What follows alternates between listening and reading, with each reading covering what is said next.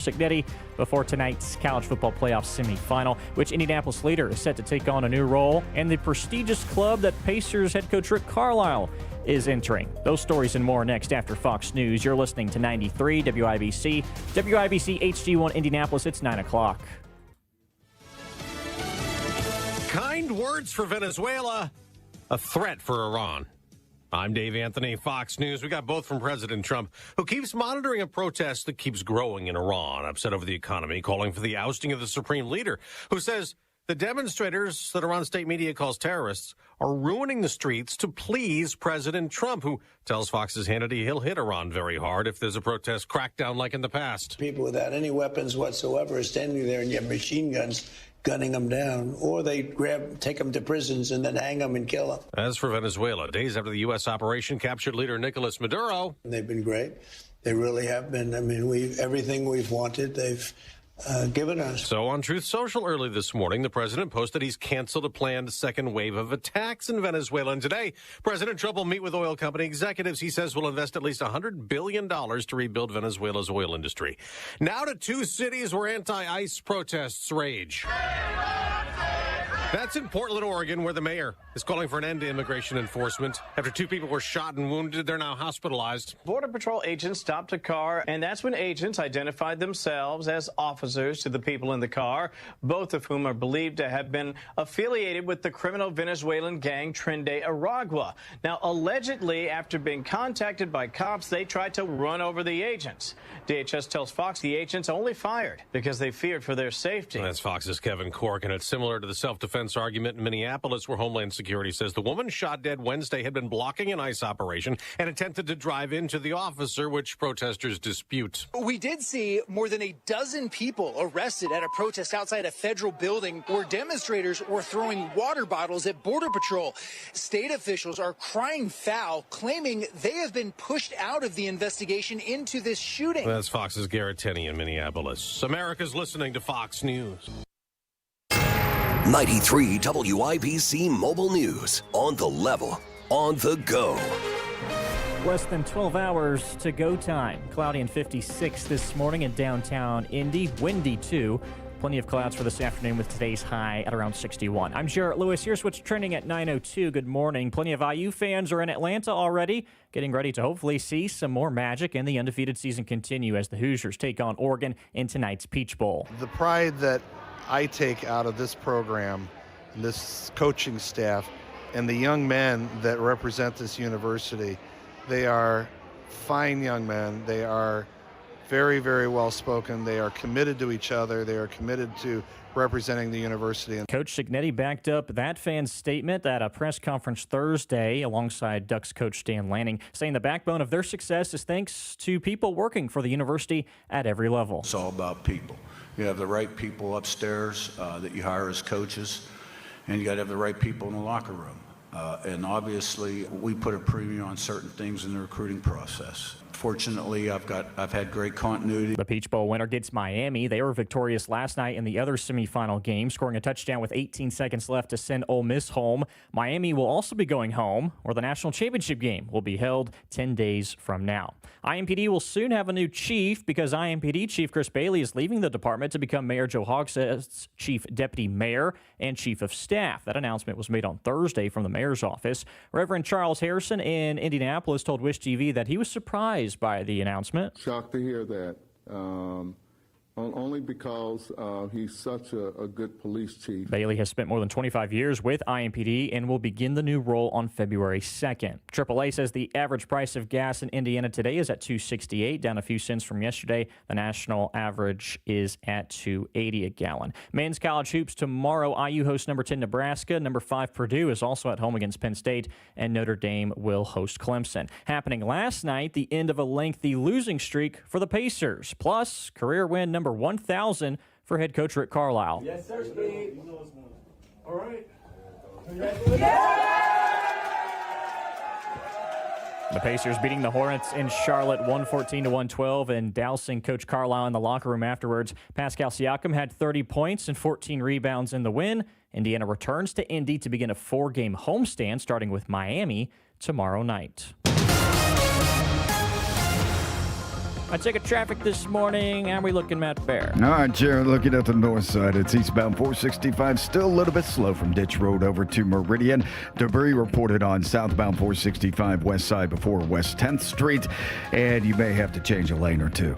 Traffic sponsored by the Crohn's and Colitis Foundation. The Crohn's and Colitis Foundation has been at the forefront of inflammatory bowel disease research and care for over 50 years. Learn more about research, education, and support at Crohn'sColitisFoundation.org. I'm Matt Bear with traffic on the 5s. Follow us at WIBC Traffic.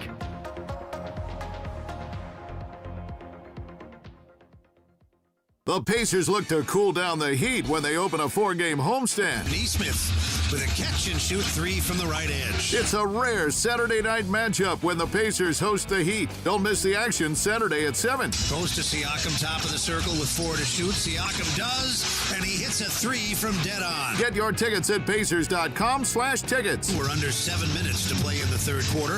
A step-back three, and Nembhard suddenly is on fire. Pacers Heat, Saturday at 7. A house or business fire is something you never want to think of. But should it happen, think fast. Think Michaelis. Over 35 years of rebuilding lives and spirits at the same time. No one comes more respected or as fast. Trust the ones the insurance companies trust. Water, storms, fire, and wet basements. Life happens. Michaelis happens to help you through it. Call 844-FIX-INDY. Make it Michaelis. Indy Humane, committed to helping Central Indiana's pets in need since 1905. Find your new best friend today. IndyHumane.org. Now here's the forecast from the American Standard Heating Weather Center. Rain moving out. Temperatures will fall through the day. Expect afternoon numbers into the upper 40s and low 50s. Mostly cloudy skies tonight with a low down to 40. I'm Wish TV Storm Track 8 meteorologist Marcus Bailey, 93 WIBC. I'm Jarrett Lewis on the level, on the go, and on WIBC.com. Kendall and Casey starts now. You're listening to Rob Kendall. When we talk about sending money somewhere, we're talking about printing the money because we have no money. And Casey Daniels. My government would never lie to me, would they? On 93 WIBC.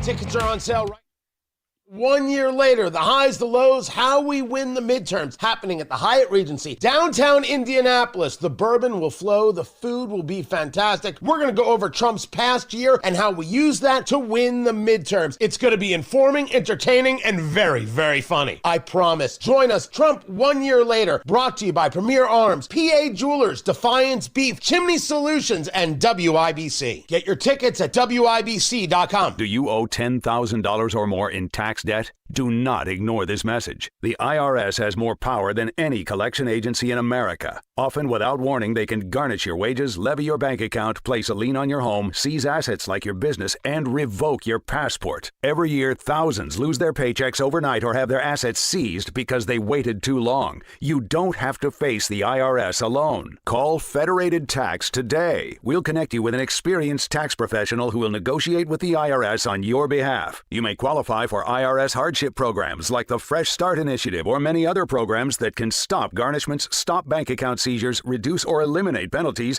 and lower your settlement amount. You deserve to maintain your life. Don't let the IRS take it over. Make the call today to Federated Tax, 370-1384. The call and consultation are absolutely free. 800-370-1384. 800-370-1384. You're listening to Rob Kendall. When we talk about sending money somewhere, we're talking about printing the money because we have no money. And Casey Daniels. My government would never lie to me, would they? On 93 WIBC. Are we on the air? I think we're on the air. I think it's actually working now.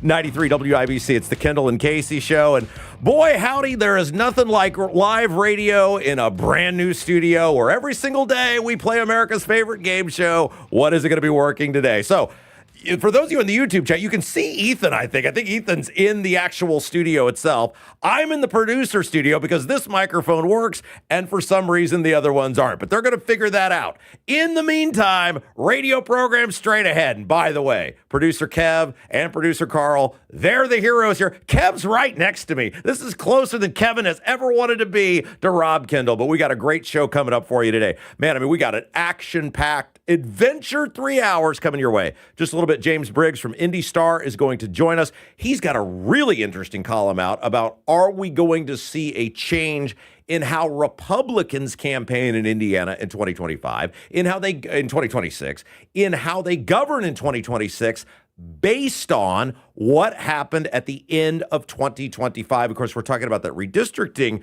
debacle. And are we seeing a sort of an end in the sense of not when it comes to governing or policy, but in style, in terms of how people kind of try to be Donald Trump? We've seen a lot of these candidates, a lot of these office holders sort of become something they're not. So we'll get into that with him. Coming up a little bit later on in the program, Dr. Scott Strong. He is the ultimate numbers guy, and he has crunched the numbers on how much the end of the penny not only could cost you, but could also make a lot of these corporations. This is fascinating. You know, Trump had said, we're getting rid of the penny. It costs too much to make the penny. So we are going to examine how much that could cost you every time you pay for something, if indeed you're using cash. And then also the program, look, we've been at this 9 years. So for me to say this may be the most ridiculous thing I've ever seen, that carries a lot of weight, right? But we're going to have a local elected official who is going through maybe the most ridiculous thing I have ever seen because he's trying to give the citizens in his community a voice. So all of that is coming up today. And also, we're going to be watching. Now, it is believed that the Supreme Court may rule today. The Supreme Court may rule today on Donald Trump's tariffs. They may come down and decide, issue the decision on whether or not these tariffs are constitutional. And obviously, that decision, which has been expedited because of the impact that it is having, Trump's tariffs, whether you're for them or against them, the impact that those tariffs are having on the U.S. economy. I mean, we are talking over the life of these tariffs, potentially trillions of dollars. The estimate was $3.5 trillion over 10 years. And where that money goes, and what, look, the tariffs are no doubt, they're tax increases on us. Everything is more expensive because of the tariffs, or most things are more expensive that are being tariffed or having enhanced tariffs because of that. But the reality is it's a lot of money into our government. It's a lot of money that's could potentially go to various programs or come back to us. And the Supreme Court will rule today. Now, if you've been thinking to yourself, what do you mean like rule? I assume most of you, because we have the very knowledgeable, the very well-read audience here on the Kendall and Casey show. But in case you don't, Donald Trump has enacted these tariffs on various countries his first year in office. A group of Democrat-led states in coordination with some local business groups have sued the Trump administration, saying these tariffs are unconstitutional in the way that they were levied. Trump used this Emergency Powers Act. It dates back to the days of Richard Nixon. They said, look, you can do tariffs if you want, but there's a process to do the tariffs, and you have not gone about it the right way. The Trump administration's argument, and this was fascinating, they basically said to the judges, and the judges really struggled with this in the arguments. They said, well, if you overturn these tariffs, we don't really have any way to give this money back. Isn't that the most government thing ever? We took the money from you. We had the ability to take the money from you, but we didn't have the ability to give the money back. And that is really, I mean, the judges were struggling with this. The judge, I think it was Amy Coney Barrett, essentially said, hey, and she didn't use these exact words, but now that the oral arguments are made available via audio, they still don't have video in the Supreme Court, but these arguments are made available via audio. I can hear that, so you may be on the air. He doesn't know that yet, but anyway, the Supreme Court had said, look, Amy Coney Barrett said, we're really struggling with how to do this because I am sympathetic to you, the plaintiffs that are suing on this.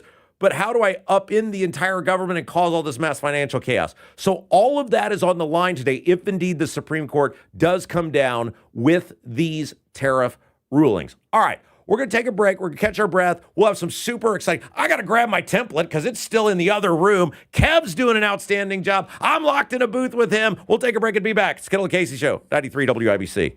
Unbelievable amount of money to the IRS. I got behind on my taxes. It's a horrible feeling. He was in denial. And when I got those letters from the IRS, you wanted to act like they didn't exist. Finally, Dan turned to Optima Tax Relief, the leading tax resolution firm. A-plus rated by the Better Business Bureau, they've resolved over $1 billion for their clients. Optima got me a settlement with the IRS. These people are really people-friendly. It was every bit of a new lease on life for me. The fast action and the great results made Dan's head spin. I felt like I was in a dream, but it's real, and I have paperwork to prove it. They got the job done, and life is good. For tax help you can trust, call Optima now for a free consultation. If you're worried about what's going to happen with the IRS, stop worrying. Make the call now. Call 800-598-4799. 800-598-4799. 800-598-4799.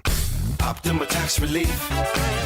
Testimonial from an actual client. Some restrictions apply. For complete details, please visit OptimaTaxRelief.com. Lose weight or stop smoking with hypnosis. Guaranteed or your money back. Only $59.99. Destroy unwanted cravings, late night eating binges, boredom eating, stress eating. Also destroy your desire to smoke without cravings, irritability, or weight gain, or your money back. Hypnosis January 29th at the Holiday Inn Express and Suites in Noblesville. Weight loss at 5:30 p.m. Stop smoking at 8. And January 31st at the Holiday Inn Indianapolis Airport. Weight loss 11 a.m. Stop smoking at 2. Register at markpatrickseminars.com. You still thinking job change in the new year? Yeah, I need something that's in high demand and more stable in this economy. IT? Yeah, cybersecurity, maybe even AI. That's what I did. Really? How? Went to My Computer Career. You don't need any prior experience, and you could start your new career in a matter of months. A lot of IT pros go to school there, too, to level up. Sweet. Are classes online or on campus? Both. Wow, I'll check it out. Thanks. Make this your year. Take the free career evaluation now at mycomputercareer.edu, an elite CompTIA certification partner. Financial aid is available to those who qualify, including VA benefits. Here's the tale of Tina, searching up and down for decent GLP-1s, but got spun around. Till Good RX wrote in, hey, we got something new. GLP-1 prescriptions, all FDA approved.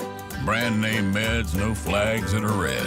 Clear pricing from the start. None of those hidden fees in your cart. Delivered to your door or pick up same day. Darn tootin'. Save time and money on prescriptions. Hotfoot at thegoodrx.com.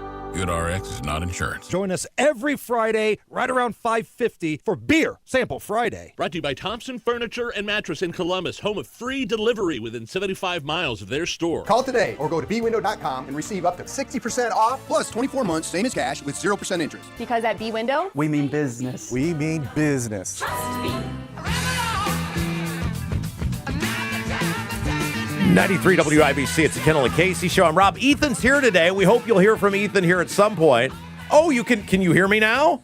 Oh, how exciting. This is just absolutely wonderful and amazing beyond belief. Can you hear me? I can hear you. Hey, if you missed the first segment, well, it's a new building, right? And our favorite game when we come into the IBC studios each day is what will not be working today. Engineer Nick and his crew are feverishly pounding hammers. Oh, I didn't even notice the lights were out on the sign. I think we had some sort of major power outage that was causing that to happen. So you can hear me now, I Ethan. can hear you. You can hear me. We can hear each other, and everything is working. Yeah, it's just Isn't that lovely? 2026 is off to a roaring start. All right, so here's what we're going to do, Ethan, because Kev is a hero in all this, too. I've been stuck next to Kev here for the past 30 minutes.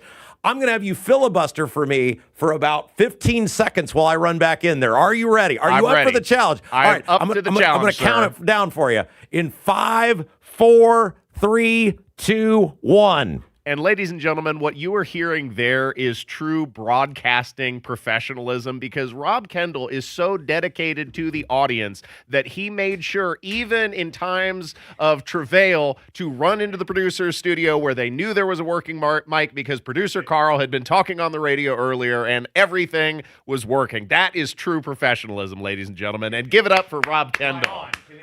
Can people hear me? Oh, no, this is the wrong microphone. This is my. Oh, there we go. All right, very Try good. the right microphone, Rob. You're all over the place. You know, have you ever had that? You ever had that dream? And I told you guys right before I left, I said, I have had this dream a million times, and it's finally happening. Have you ever had that where you've had this dream your entire life? Deja vu. And then it happens where I'm in the studio, and every button I'm pressing is not working, and no one can hear me, and I'm sitting there going, oh my gosh, it's actually happening. And I'm thinking, what did I do wrong in my dream?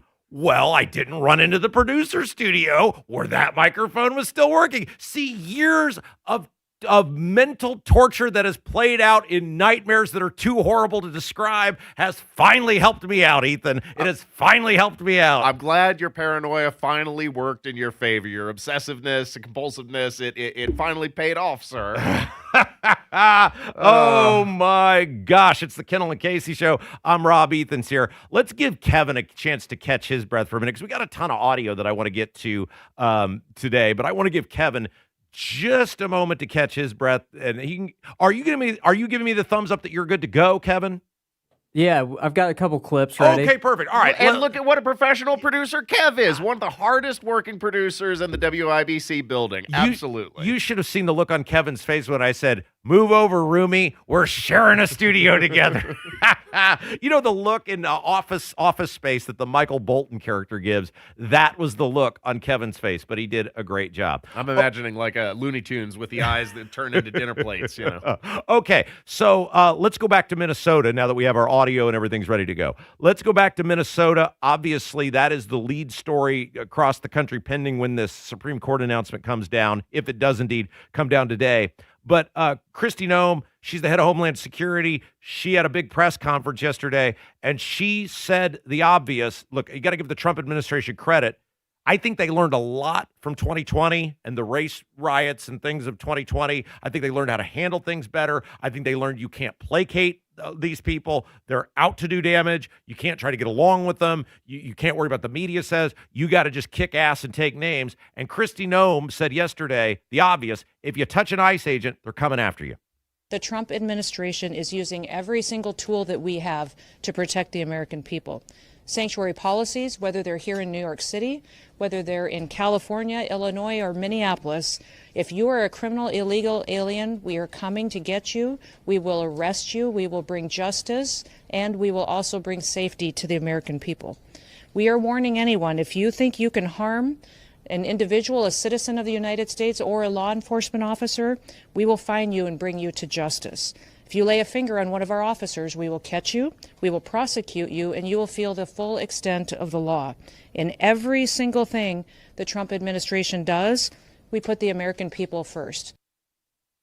It's like a well-duh thing, but given what we went through the past, in 2020, and obviously you're an Indianapolis guy, you live not that far from downtown.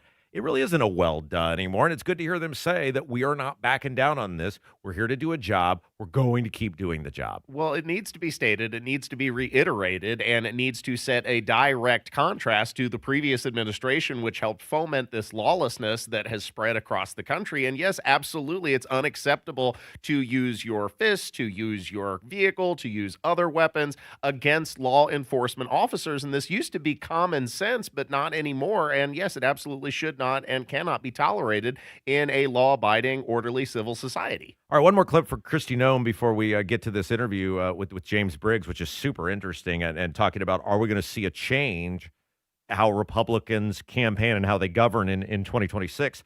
Kristi Noem says that this is a really interesting statistic, says 2.6 million illegals have left the country since Trump became president. Also, thanks to President Trump, we have 2.6 million people who have left our country who shouldn't have been here in the first place.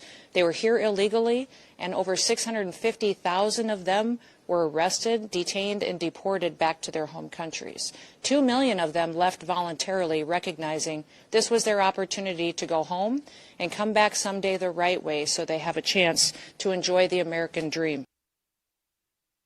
Again, it sort of seems like a well-duh thing, right? Like either we have rules and we have laws or we don't. Either we have a way to come into this country legally or we don't. And yet it's like this novel thing that she's saying that out loud. And there are people who on the left who are very offended by that.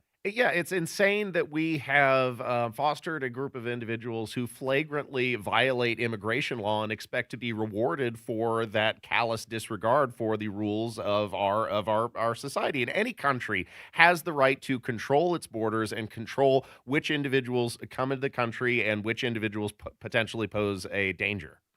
Common sense. Yeah, and we're so void of that now in our society. Kev, do you have number 3 ready? Can you get that? Okay, very good. All right, so I did want to play this, and amazingly, Ethan, if Kev properly executes this next clip I'm about to play, despite the train wreck of the start, we will be 100% back on track on our show this morning. So Scott Bassett, he's the Treasury Secretary. He was talking about the fraud in Minnesota, and this is a staggering statistic. He said that there could be up to 600 billion, not million, 600 billion of government spending that is fraudulent. Take a listen to this. Like I said, I think that this may just be, it's a cold day outside, so this could be the tip of the iceberg here in Minnesota, but it's probably may not be as prevalent, but the dollars may be bigger and larger in other states.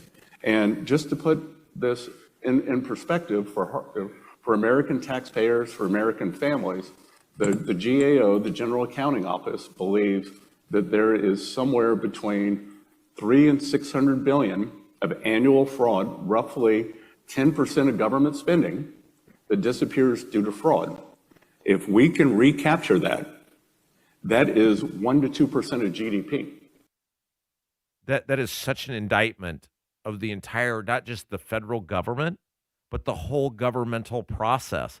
Like literally, there's just nobody looking over anything. 600, that's a number you can't even, I mean, what is that? That's larger than the GDP of several smaller third world countries, many, in fact. Right, and think about how rich Elon Musk is, and let's say it's 300 billion. Let's say it's not even 600. Let's say it's 300. We can look that up. That's his entire net worth. The entire net worth of Elon Musk, the richest man in the world, and it's happening every single year. That's your money. That's printed money. It's inflation. It's the cost of living. It's skyrocketing. Yes. Would you like to know what Elon Musk's net worth is? I don't. Based on the look on your face, I'm not sure I do want to know, but go ahead. Between 600 and 700 billion. So his net worth is equivalent to the potential fraud in the United States government. And you, or Ethan, 1/10 of the GDP. The last time you asked for a 50-cent an hour raise, they told you to get lost. So it's not hard to see why people think the economy's not really working. All right, we'll take a break. When we come back, our old pal James Briggs, Indy Star, interesting column out about in the wake of redistricting, will we begin to see Republicans change not just how they govern, but also how they campaign in Indiana? We'll get into it next. 93 WIBC.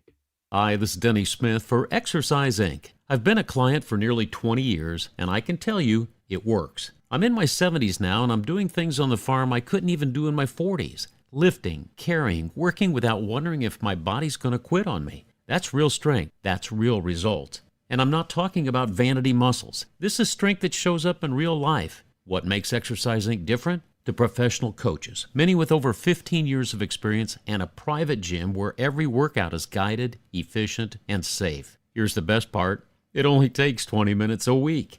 Their training method came out of an osteoporosis research study. Their Simple 9 nutrition program has helped clients lose over 40,000 pounds, and people see real improvements in strength, energy, and health. This isn't a resolution you quit. It's a habit you keep. The consultation's free, and it's worth it. 5 locations: Avon, Brownsburg, Zionsville, and Greenwood. Now in Fishers. Change your life in 20 minutes a week. Go to exerciseinc.com. Welcome back to Winter Hack Radio, the place for clever hacks to survive the season. Icy driveway? Well, try spreading sand or birdseed to help with traction. Snowy puppy paws? Well, grab a whisk, brush it off, done. Catch COVID-19? Well, just get... Actually, there's no hack for COVID-19. But if you test positive, prescription medications for COVID exist. Ask your doctor if they're right for you. Visit PfizerForAll.com to learn more. Sponsored by Pfizer.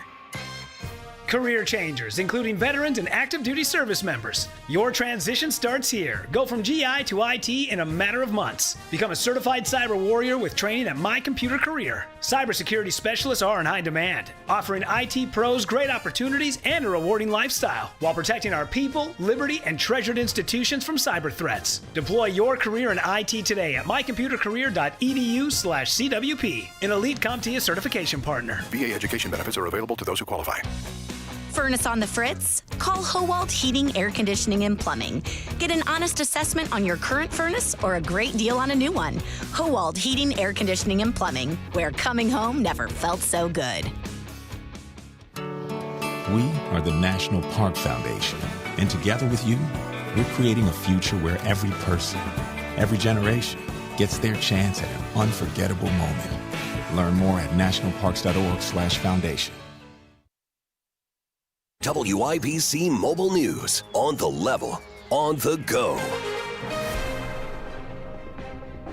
Discussing oil at the White House. I'm Jarrett Lewis. Here's what's trending at 9:30. President Trump is set to meet with executives from the three largest U.S. oil companies today to discuss how to build back Venezuela's oil industry. This comes a few days after the president announced the U.S. was taking between 30 and 50 million barrels of sanctioned oil to the U.S., with the proceeds being used to benefit the people of Venezuela and the United States. That's equivalent to roughly 3 to 5 days of U.S. oil production.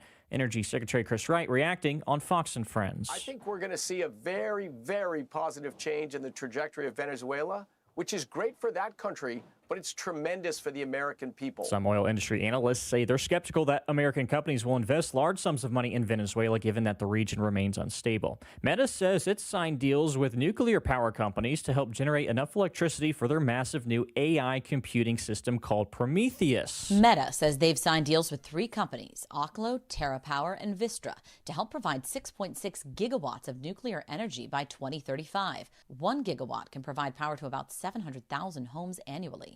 This is all to help fuel Meta's new supercomputing infrastructure called Prometheus, which is being built at a data center in Albany, Ohio, to power their advanced AI models. Data centers have been popping up around the country, many in rural areas, to help fuel the AI boom, but their energy demand's immense and contributing to rising costs, with experts predicting AI may account for as much as 20% of global electricity use in another 10 years. That's Fox's Jessica Rosenthal, and there were 55,000 new jobs created last month, with the unemployment rate falling to 4.4%.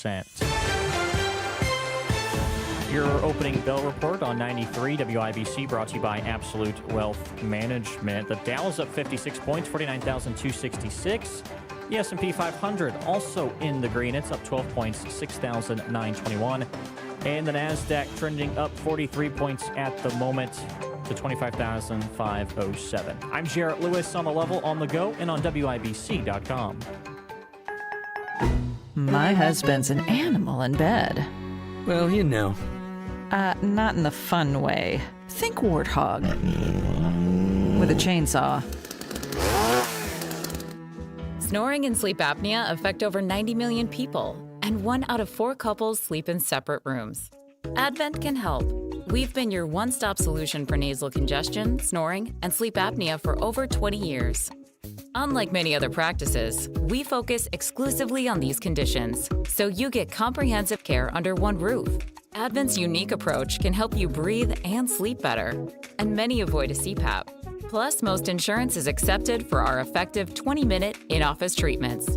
Hey, the only animal you want in your bed is your dog. Advent. Sleep better. Sleep together. Learn how you can improve your life at adventknows.com. We're all different.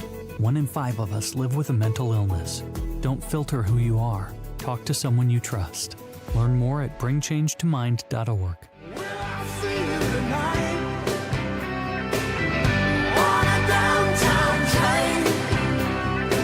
So are we going to see a change on how Republicans campaign in 2026? Let's get into it. 93 WIBC, it's Kendall Casey Show, joined in studio by our old pal James Briggs, columnist, Indy Star. He has a very interesting piece that came out yesterday about whether, as the Trump presidency enters its final years, we're going to see a change in how candidates campaign and about how they govern. James Briggs joins us now. James, hello. Good morning. Did you beat up any reindeer over your holiday break? Well, let's get to that in a second. First of all, I want to say this. I feel very good because the Star is moving studios as well. Yeah. So you guys are sharing the misery we are here, which is every day you walk in playing America's favorite game show, What Won't Work Today? Absolutely true. Yep, we're in the exact same place. Okay, so this is a column, and you always, I love your writing, and you wrote something yesterday about how we may see a really stark change in how Republicans campaign, how they govern. And you started with the backlash against Chris Garten. What is he, the majority floor leader in the Senate?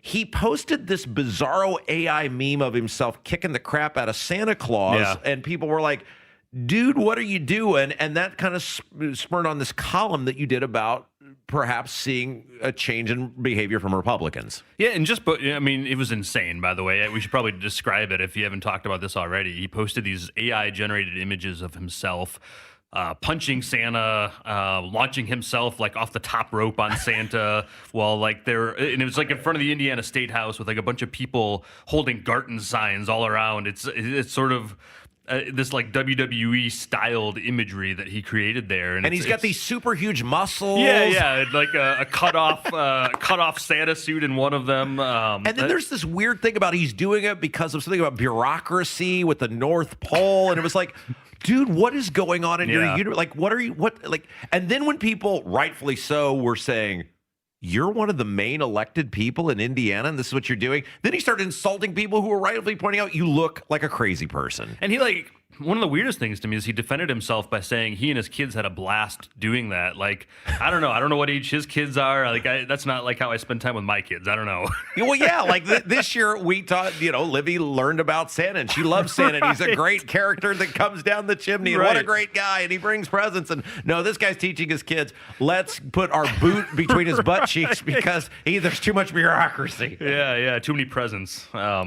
Yeah, it was crazy. And so the other thing, too, is it came right on the heels of the redistricting fight. And he did a floor speech right before redistricting failed in Indiana in December, which was just absolutely maniacal. He was like pounding the lectern, yelling. It was like the most theatrical, crazy speech in a day full of them. No person has ever genuinely been that passionate about redistricting. Exactly. That is what I'm saying. You cannot convince me that anyone cared about the issue as much as he was pretending to. Yeah. And it was sort of on the same level that he was depicting violence towards Santa. He was like treating redistricting as the most important issue in the history of the universe, and there's no way he believes that. And that is exactly the sort of performative politics that I think might be waning right now, and I think he may be buying stock in that right at the wrong time. Now what you mean by that is there, in the era of Trump, many people, and I think the best example of this is Todd Rokita in his 2018 Senate race that failed. Yeah.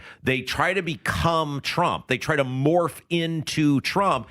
And really, it's interesting because it's one thing to say I'm going to govern in the lines of Trump or Trump policies. But these people are out there trying to be Donald Trump. Yeah. And for most of them, it really doesn't work out that well. No, and I think people, you saw this, you had a really front row seat to this in the lieutenant governor battle where, Mike Braun picks Julie McGuire, someone nobody really ever heard of, but she gets an endorsement from Donald Trump, but nobody really cared because I think people sort of saw Micah Beckwith as the more authentically MAGA figure anyway. Right. and so, she didn't prevail at the convention. He did, and I think people, even within that universe, no matter how people are acting, like the Todd Rokitas of the world or whatever, I think people sense authenticity and they sense who has it and who doesn't. Well, and and by the way, James Briggs is our guest columnist, Indy Star. His new column, MAGA peaked in 2025. Here's what the crash looks like in Indiana. You're right. People listen to this program because I am this guy, 24 hours a day, 7 days a week. You and I have talked about this many times. I genuinely feel the way that I espouse these beliefs about the people. But for a lot of people, they don't, right? And they had to become that. And, and people see through that and go, you've never been this way before. Who is this? And I think Mike Braun is one of those figures who really misunderstood his own success because he, that primary you just mentioned where Todd Rokita lost trying to be really Trumpy, Mike Braun won that Senate primary, defeated Rokita, who was really bent after that, by the way.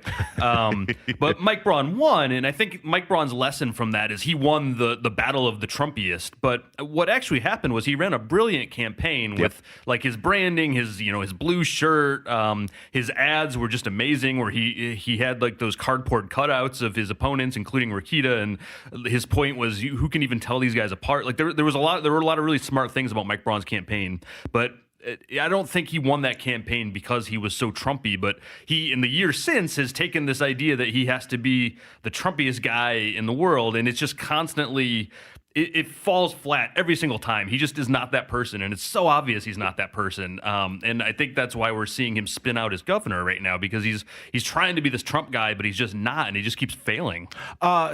James Briggs, columnist, Indy Star, is our guest. And again, I want to be clear. I don't think even you are in this column talking about Trump policies. We're talking about the people out there campaigning, the way they're presenting themselves, not their votes themselves. And I think another great example of this is Jim Banks. Yeah. And Rokita's too. Rokita, by all accounts, was a pretty normal Secretary of State. He did things that people liked. He was very professional. He tried to let artificial intelligence draw the congressional maps.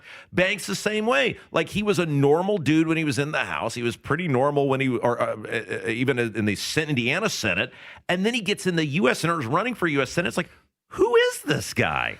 Yeah, I think WWE is like a great framing to think about these guys, because Banks is another figure who I listened to him on a podcast recently, and he was like his normal self, like without the character. Like, but there's like something that these guys, like when the lights come on or when they're on social media, like they flip a switch in their heads and they become this character that they've invented. And Banks is like one of the biggest ones who just has this invented persona. And he's also, I think, as a consequence of that, he's also like one of the most thin-skinned people out there. Oh, yeah. He's ragging on people all day, calling them losers, and the guy, the laid off worker that he saw by the elevator, calling him a loser, you deserve to lose your job or whatever. But when anyone comes at him, he is just immediately defensive and thin-skinned. Oh yeah. Oh yeah, you're preaching to the choir on that one, buddy. My thing on all of it is, because all these guys say horrible things about me, just say my name. That's all right. Like, they won't say my name. Anyway, how does this change in terms of what you think you're going to see from Republicans this year? And was redistricting sort of the first great example of that change in which they sort of defied the Chris Garton type people? Yeah, so you mentioned Donald Trump a moment ago. I do think I do think there's a sense in which Donald Trump's hold on MAGA peaked in 2025. And I think you saw that he came into office as popular as he'd ever been. He had a clear mandate. The public was on his side to crack down on illegal immigration, to lower prices. Those were the things he talked about. The public was on his side.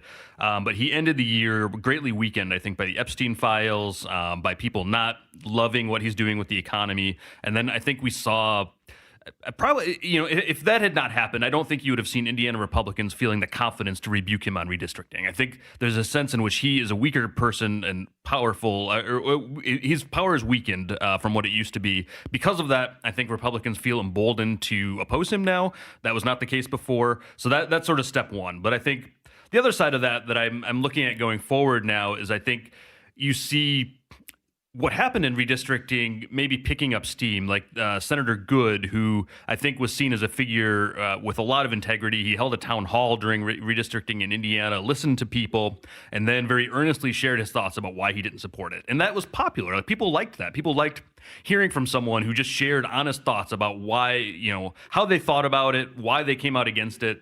And my sense is that we're maybe moving toward a period where people feel the incentives are more toward acting like that instead of acting like a clown on Twitter and beating up Santa. I think, so one example I put in my column is Vivek Ramaswamy, who's running for governor in Ohio, former presidential candidate. Trump guy, right? Yeah, and he was an original along with Elon Musk. Trump appointed him as a co-leader of Doge. He was there for 3 days. Yes, yeah, didn't last long, but he was there. He was in the Trumpy mix. Yeah.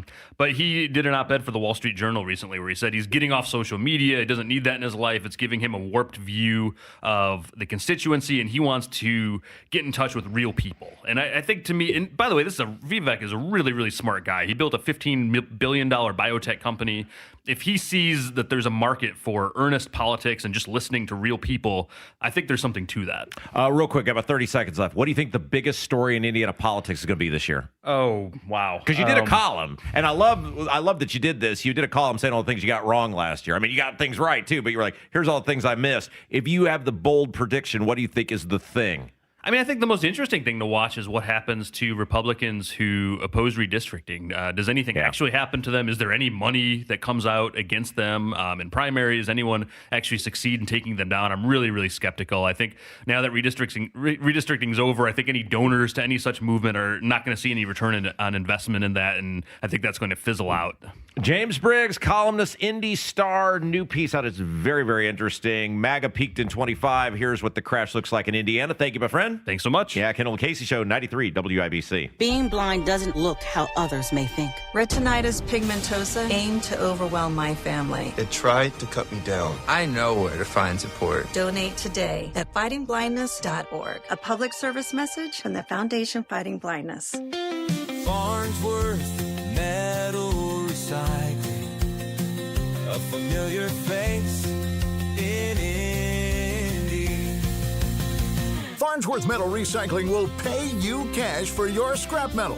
Race Demolition and Farnsworth Metal Recycling may seem familiar to you, and that's because they are. They're trusted local family-owned businesses going back 3 generations in Indy with their familiar orange logo and a name you know. But you may not know they'll pay you cash for your scrap metal. Cash is king. Your scrap aluminum, steel, copper, and brass will get you cash from Farnsworth Metal Recycling. Just drop it off, and you'll put cash in your pocket. Raise Demolition and Farnsworth Metal Recycling. Local names you can trust with 2 locations. Farnsworth Metal Recycling, a familiar face in Indy. Get cash for your scrap. Get started at farnsworthmetals.com. Lose weight or stop smoking with hypnosis, guaranteed or your money back. Only $59.99. Destroy unwanted cravings, late night eating binges, boredom eating, stress eating. Also destroy your desire to smoke without cravings, irritability, or weight gain, or your money back. Hypnosis January 29th at the Holiday Inn Express and Suites in Noblesville. Weight loss of 5:30 p.m., stop smoking at 8. And January 31st at the Holiday Inn Indianapolis Airport. Weight loss 11 a.m., stop smoking at 2. Register at markpatrickseminars.com. Of all the times to buy a new Lincoln, right now is the very best time at Tom Roush Lincoln. $9,000 off a new Lincoln Corsair, $9,000 off a new Lincoln Nautilus, or $9,000 off a new Lincoln Aviator. Your choice of any of these great luxury cars, $9,000 off. So come get that new Lincoln from Tom Roush Lincoln, where our family's been serving yours for over 53 years. Corsair stock number L25277, MSRP 5220. Nautilus stock number L25270, MSRP 57235. Aviator stock number L25246, MSRP 65165. See dealer for complete offer details. Pat Sullivan here, ringing in the new year with peace of mind, knowing my friends at Hope Plumbing, Heating, and Cooling are the only ones I have to call for all my home service needs. Hope rolled into 2026 with a shocking bang, adding electrical to their list of services, and now they're my one-stop shop for any home service issue that may arise. So if any plumbing, HVAC, or electrical problem happens in your home, call who I call, my friends at Hope Plumbing, Heating, and Cooling. Welcome back to Winter Hack Radio, the place for clever hacks to survive the season. Icy driveway? Well, try spreading sand or birdseed to help with traction. Snowy puppy paws? Well, grab a whisk, brush it off, done. Catch COVID-19? Well, just get... Actually, there's no hack for COVID-19. But if you test positive, prescription medications for COVID exist. Ask your doctor if they're right for you. Visit PfizerForAll.com to learn more. Sponsored by Pfizer. You still thinking job change in the new year? Yeah, I need something that's in high demand and more stable in this economy. IT? Yeah, cybersecurity, maybe even AI. That's what I did. Really? How? Went to My Computer Career. You don't need any prior experience, and you could start your new career in a matter of months. A lot of IT pros go to school there, too, to level up. Sweet. Are classes online or on campus? Both. Wow, I'll check it out. Thanks. Make this your year. Take the free career evaluation now at mycomputercareer.edu, an elite CompTIA certification partner. Financial aid is available to those who qualify, including VA benefits. Celebrate in red, white, and blue with Hammer and Nigel at Woodland Bowl January 16th. They're live at 3 and bowling kicks off at 6:30. Go to WIBC.com for your chance to win tickets to the sold-out Red, White, and Bowl presented by Jack Daniels and benefiting the Bowlers to Veterans link. So J.D. Vance went off on Tim Walz yesterday, and you got to hear this. We'll play that audio here in a second. But first, couple of programming notes. It's Kendall Casey show. I'm Rob. Ethan's in for Casey today. Kev is here. Look, Kev is a real MVP in all of this because for those of you who have been listening the whole hour, we had just a complete meltdown of equipment, and Kev and I shared the producer studio for the opening segment, and he's remained calm the entire time. And, I don't do well when my stuff gets, even moved or is out of place, much less what we went through. But you got to hand it to me, Ethan. A lot of grace under pressure there by me. Absolutely, and that's what training is all about. So that way, when you fall in on time, disaster, that's right. It's all just muscle memory at that point. That's right. Yeah, okay, so a couple programming notes. Coming up Monday, so many of you longtime WIBC listeners will remember old producer Jason, who was Tony Katz's producer, the midday show producer.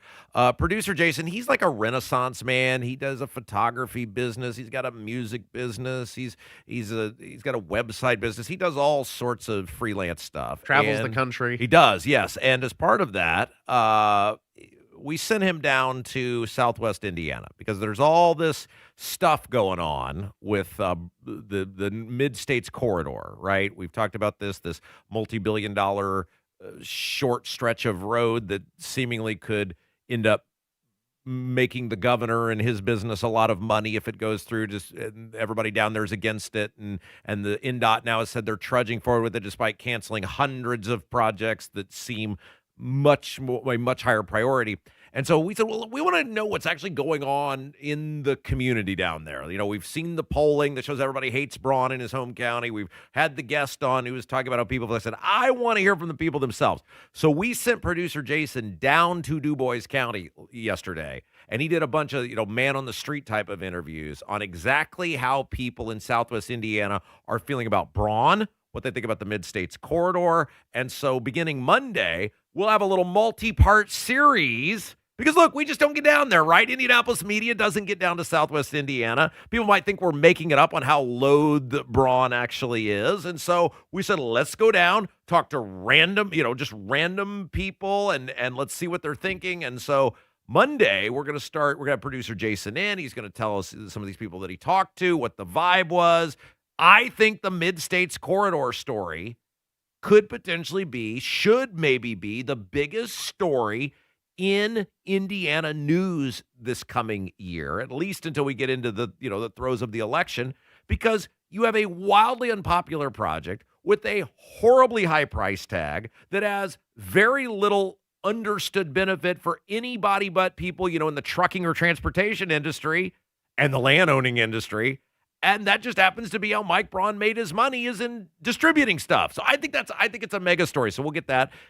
Coming up today, 10:30, we've got a town councilman who has now been essentially locked out of town hall because he's asking a question. He's putting forward a public policy initiative that the community appears to be for, but his fellow colleagues are vehemently against. So their response was they shut off his key fob. So we'll ask about that because it's going to be a great display, Ethan, of how much these elected people actually hate the voters, to the point they're now basically locking somebody out of town hall for doing something they didn't like. And then at 11:30, we're going to have a guy on he's a numbers guy, Dr. Scott Strong, friend of the program. He's a numbers guy, and he has done the math on how much the death of the penny could end up not only costing you, but also making for these mega corporations, depending on how they do the rounding. So it's all coming up today, big show. All right, so J.D. Vance, Vice President of the United States, he did a press conference, a big, Q&A, all sorts of stuff. And he was talking about Tim Walz and this multi-billion-dollar welfare fraud in Minnesota. Here's what he had to say. I think Tim Walz should resign because it's very clear either that he knew about the fraud in Minneapolis, he knew about the welfare fraud, or at the very least he looked the other way. I mean, this is not like Lex Luthor, right? This is not movie villain fraud. This is the lowest IQ possible fraud. This is, we're going to take the absence of kids and set up a daycare center where there are no children, and we're going to call our early childhood education center the Quality Leering Center. By the way, if you can't spell learning, maybe you shouldn't be in early childhood education. But people got rich off of this. We know that there were schools who either had no enrollment or at least they overstated their enrollment. Tim Walz, either it was unbelievable incompetence or he was in on the fraud. That's one of the things we're going to get to the bottom of. Real quick, because I want to get this other piece of audio in, and then we can talk about it at the time we got left. But another clip of J.D. Vance. Here he is, and to his credit, he is standing up for ICE. He's going after the press for condemning the ICE agent who, as he says, defended himself when that lady was driving her car at him. This is politics, and often Republicans and get in arguments with the press about things. And I understand that. I think it's really irresponsible for you guys to go out there and imply or tell the American people that a guy who defended himself from being rammed by an automobile is guilty of murder. Be a little bit more careful. We're going to talk about toning down the temperature, which I know the president wants to do, and I certainly want to do. One of the ways we tone down the temperature is to have a media that tells the truth. I encourage you all to do that. God bless you. Look, I don't know how you feel about this, Ethan, but to me, Minnesota now is ground zero of one, how rotten all government is, how it's totally incompetent. When you put it in charge of anything, it ruins whatever it touches. But two, how of the default position of government being bad, how much worse it can get when you put these lunatic lefties in charge of things.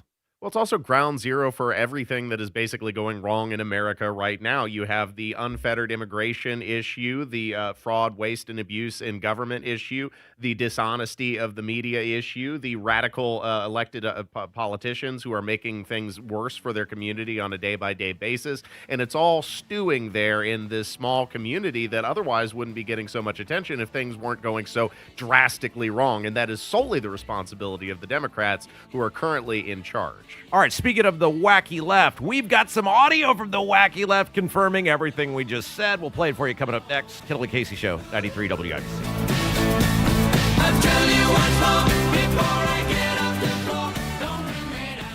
Is life insurance part of your New Year's resolution? Listen, if you're young and healthy, it's simple, and any old agent can get it done. But if you're 50 to 60 years old with a touch of wide waistband syndrome or have correlating health glitches, you need to call Big Lou at Term Provider. Big Lou doesn't bait and switch you in with young and healthy rates only to clobber you with the truth down the road. $1 million of coverage could be as low as $200 per month. And unlike that treadmill, this one won't collect dust in the corner.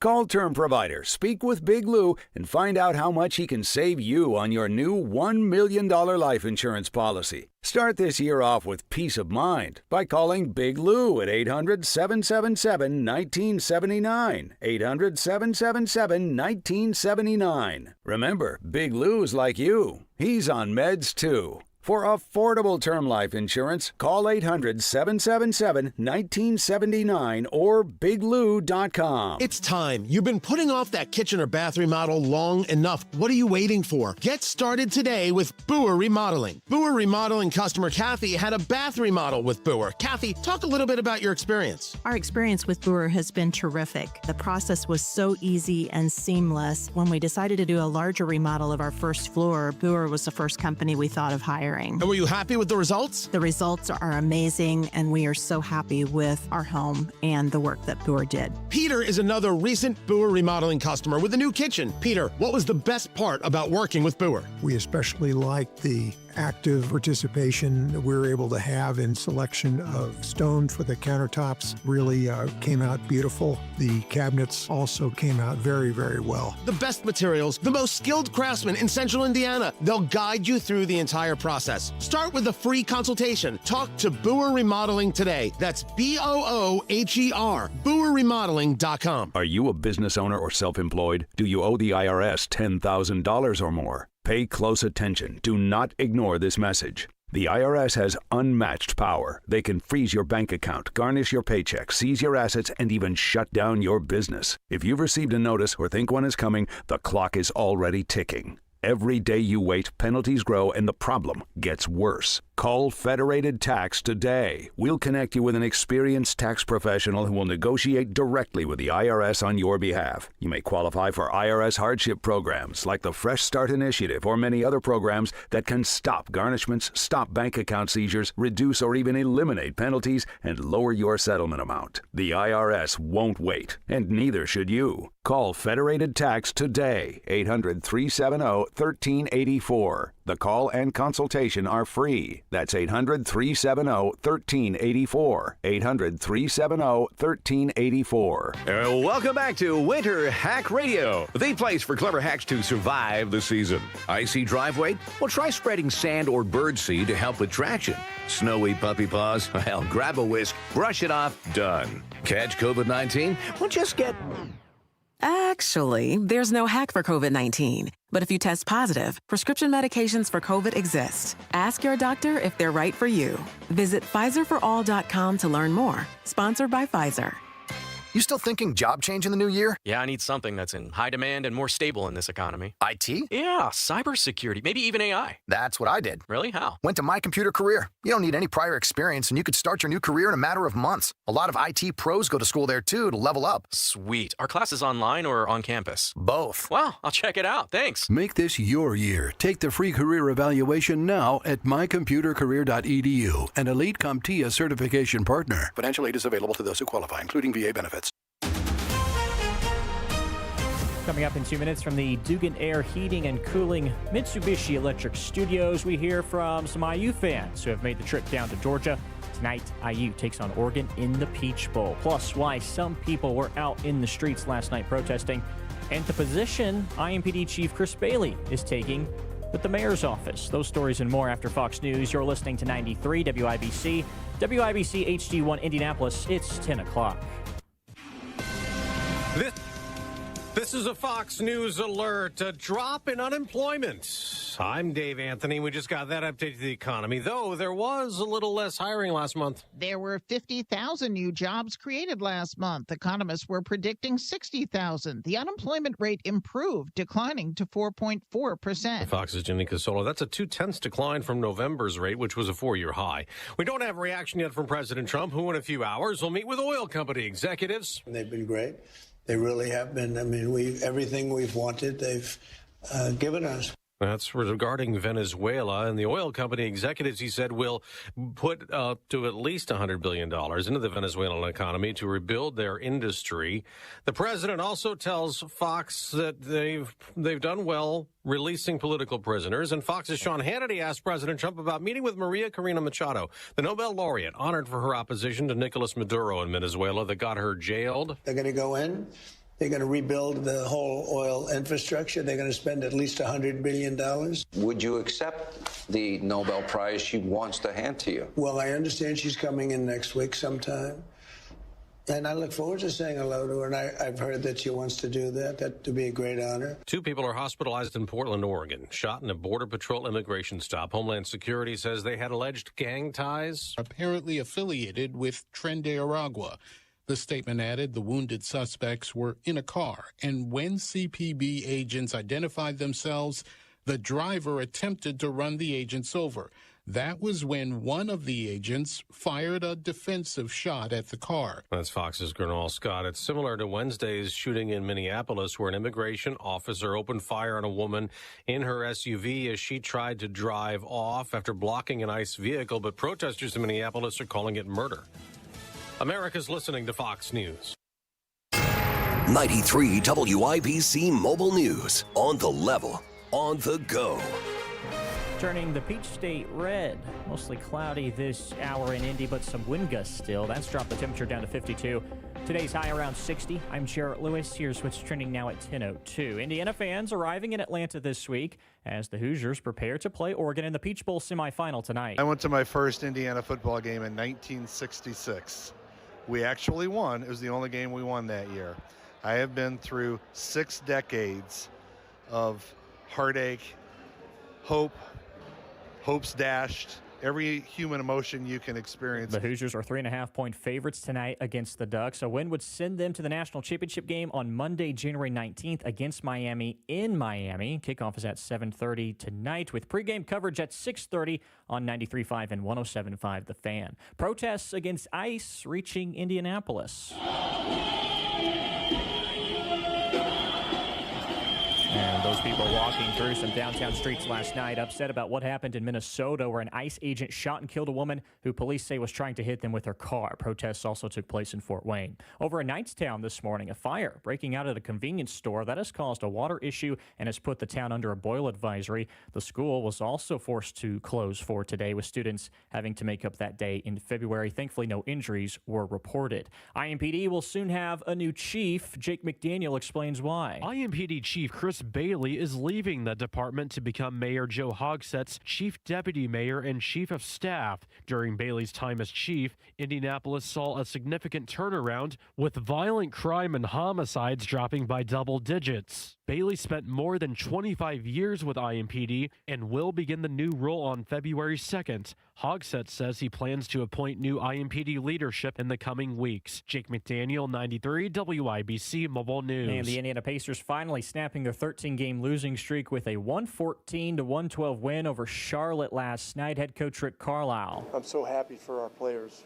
The last month has really been so challenging in so many ways, but we have an amazing group of guys. They continue to fight through thick and thin. The win also finally gave Coach Carlisle his 1,000th win of his career. Pascal Siakam led the way with 30 points. The Pacers face Miami at home on Saturday. I'm Jarrett Lewis on The Level, on the go, and on WIBC.com. Kendall and Casey back in 1 minute. If you're one of the millions of Americans behind on your taxes, if you're afraid to open your mail because IRS collection letters could be coming, listen carefully. The IRS is cracking down, taking paychecks, freezing bank accounts, revoking passports. That's a fact. But here's what most people don't know. There are official tax relief programs designed to help struggling taxpayers. Programs that could save you thousands if you qualify. No one knows these programs better than the experts at Optima Tax Relief. Optima's award-winning team will fight to protect your paycheck, your passport, and your property. Their tax attorneys and licensed tax professionals will work tirelessly to get you the best deal possible with the IRS. Every day, penalties and interest keep piling up, so don't wait. Call Optima now for a free consultation. Call 800-598-4799. 800-598-4799. 800-598-4799. Optima Tax Relief. Some restrictions apply. For complete details, please visit OptimaTaxRelief.com. You're listening to Rob Kendall. When we talk about sending money somewhere, we're talking about printing the money because we have no money. And Casey Daniels. My government would never lie to me, would they? On 93 WIBC. Okay, so there was a major shakeup in the Hogsett administration yesterday. I don't think anybody saw it coming, and we got to try to make some sense of it because logic doesn't really seem to work out here. It's Kendall Casey Show. I'm Rob. Casey's out. Ethan Hatcher in for Casey. So Chris Bailey, who is the chief of police, IMPD chief of police, was appointed yesterday as the chief deputy mayor and chief of staff for Joe Hogsett, the mayor of the city of Indianapolis. He will begin that position in early February, and then Hogsett will then have to appoint a new IMPD police chief. This doesn't make any sense to me for a variety of reasons. First and foremost, Bailey's a pretty respected guy. He's pretty safe in the job he's in now. And what rational person would go to work for that dumpster fire, not just of a mayor, but as a human being, Joe Hogsett? Why would he do that? Well, in the middle of, the height of Joe Hogsett's scandal as well. I mean, you're talking about failure on multiple levels, whether he didn't show up during the riots in Summer of Love, or, of course, most recently, the sexual harassment scandal. It just seems like a perplexing time to join administration that is seemingly on flames. And you're also on borrowed time. This is the other thing that doesn't make any sense, and I think has people talking, because Hogsett has espoused that he's not running for a fourth term. Well, if that were true, the mayor's election is next year. which essentially, unless you're feeling very strongly that whoever wins is going to keep you in that position, which is very rare, even if it's of the same party, you've now put yourself on borrowed time, and your meal ticket is this just complete despised joke dumpster fire of a mayor and human Joe Hogsett, which has a lot of people thinking, and this is sort of where the juicy part of it is, because Bailey's not a stupid guy, that one of two things is in play here. And I think they're logical conclusions that many people are coming to. Doesn't mean this is true, but I think it's the rational thought is either Bailey himself may be running for mayor, or, and I think this is the most logical, Hogsett is going to backpedal and is going to give it a fourth term, or try to give it a fourth term. And isn't that an indictment of the political climate here in Indianapolis that Joe Hogsett would even be electable after a fourth term, after multiple of his own city council members have condemned him and condemned the action surrounding the Thomas Carl Cook scandal unfolding in the city county building? It's absurd to think that he could run a successful fourth term campaign, but I believe he could, especially with the state of the straight ticket voting. Well, and so it comes to the primary, right? And you and I have talked about this before. And Hammer and I have talked about this. The fascinating almost subservience or deference to Joe Hogsett. Look, if he were some, Hudnut style, beloved mayor, then okay. But the guy, everybody knows what he is. Look at the city. Look at the results or lack thereof in the now 11 years, going on 11 years that he has been, well, he was elected, in 15? So, yeah, that he has been the mayor of the city of Indianapolis. There's nothing that you look at the city and go, wow, thank God Joe was there. Well, let's get a statue up for him. Boy, he really made a positive difference. He seemed to be a guy who, especially for some reason, nobody will take the gloves off that he's could potentially be running against and start saying the obvious of the guy totally disappeared during the riots. There are many allegations of where he was and what he was doing. He has no coherent answer for where he was, nor has he ever provided one. Nor are people asking him about it anymore. But this is my point. Every story, Hogsett simply just hides from it, and for some reason, the collective media in the city lets it just go away. Now, the Thomas Carl Cook may come back up, in the sense of clearly the Marion County Prosecutor's Office is looking into it via grand jury. That story came out in the Indy Star earlier in the week. But by and large, the media just lets these things go, and Hogsett essentially becomes a survivor character of outwit, outlast, outplay, and he keeps getting away with all this stuff. Well, he's also going to use the findings of the Fisher law firm investigation into the actions of the city, and they said that the city performed in a legal manner, and there's obviously room for improvement, but otherwise not the fault of the leadership in the city of Indianapolis. So he can just wash his hands of the scandal and walk away. Well, and again, I don't think Chris Bailey's the sort of guy who would run for mayor. Maybe he is, maybe he will. Don't know. But I think the more logical direction people are looking in is this could be a precursor, because let's face it, who at Joe Hogsett's age is going to hire him for anything? Sure. Who looks at Hogsett and is like, again, if he were some beloved Greg Ballard type character, you'd say, okay, I can see him going to work in a private sector, some firm, whatever.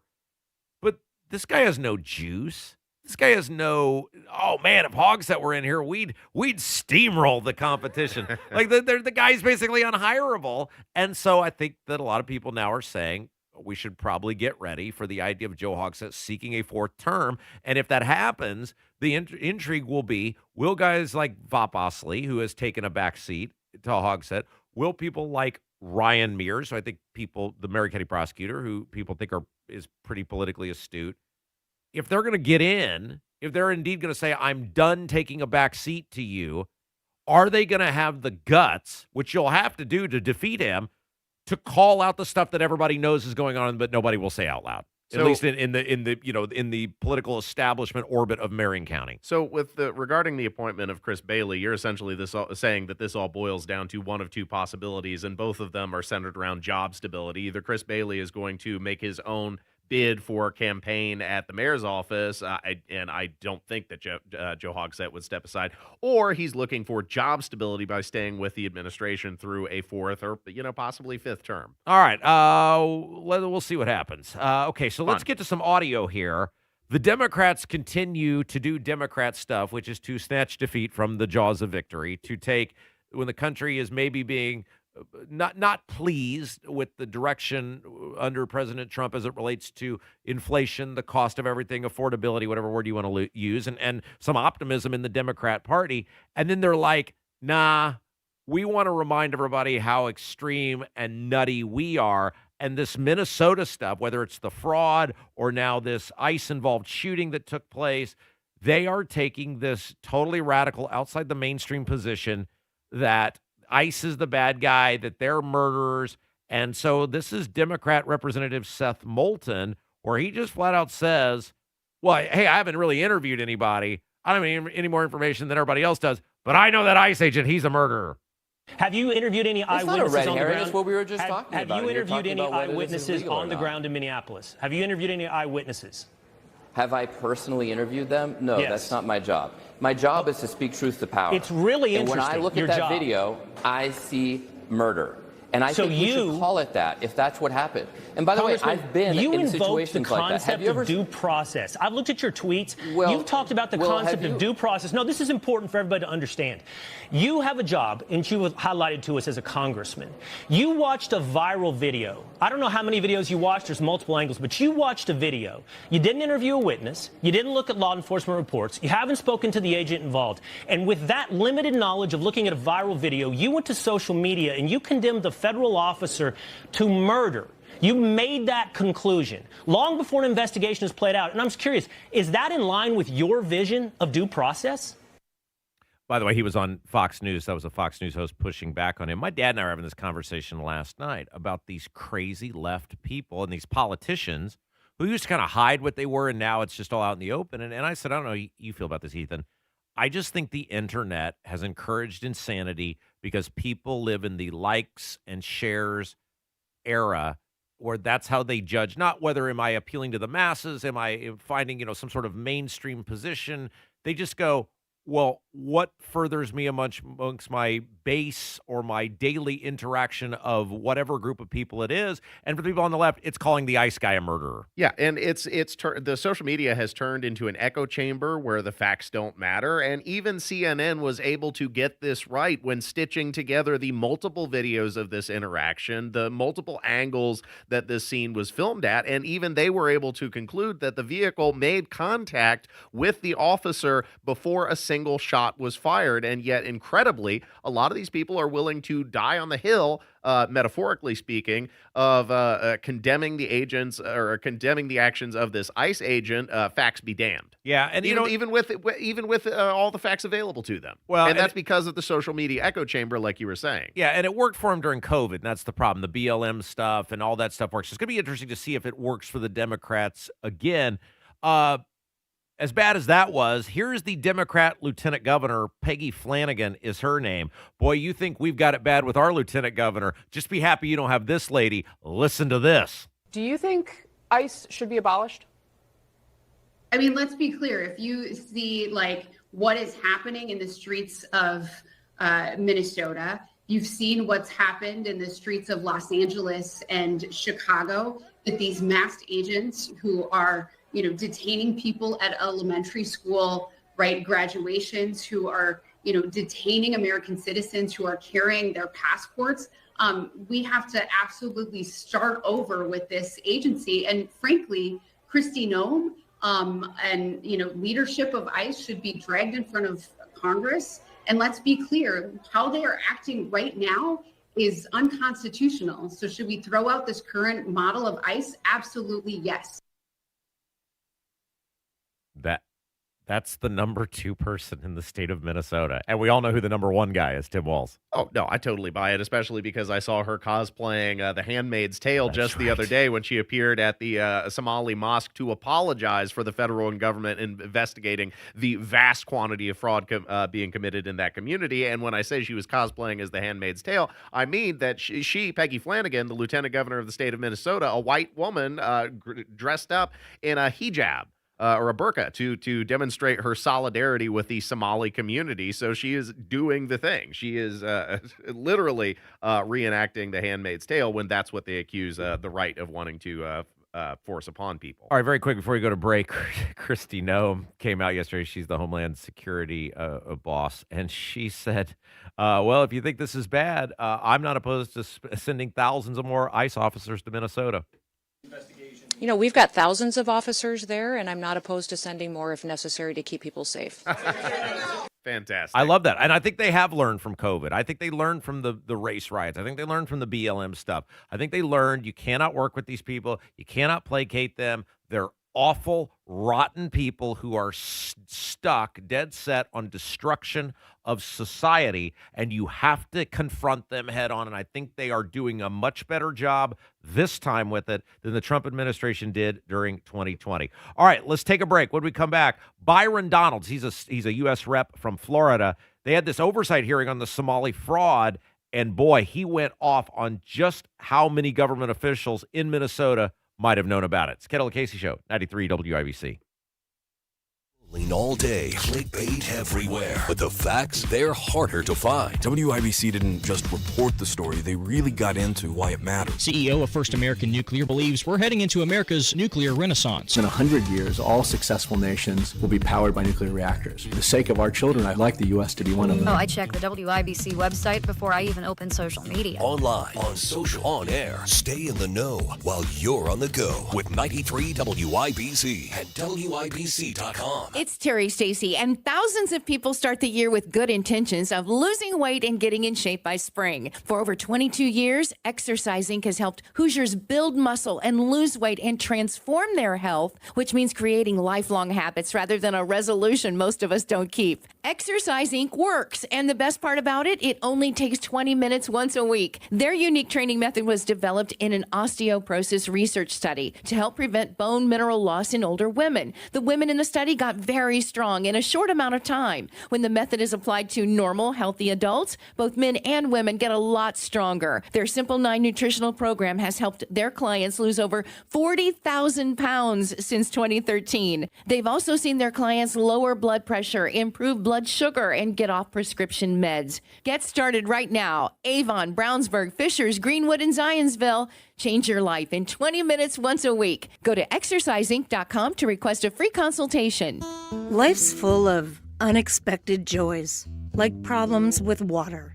That's why there's Michaelis, a crew of 24/7 experts who are rescue ready, day or night, one phone call, for a gazillion disasters.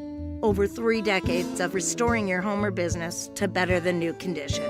Water, storms, fire, and wet basements. Life happens. Michaelis happens to help you through it. Call 844-FIX-INDY.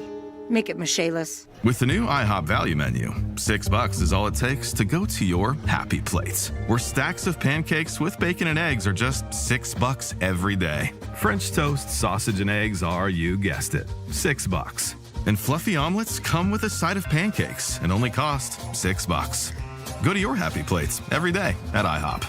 $7 in some locations. Available every day for a limited time at participating restaurants in the U.S. Hours may vary. No substitutions. Not valid with other discounts or promotions. Prices may vary. Are you 50 or older?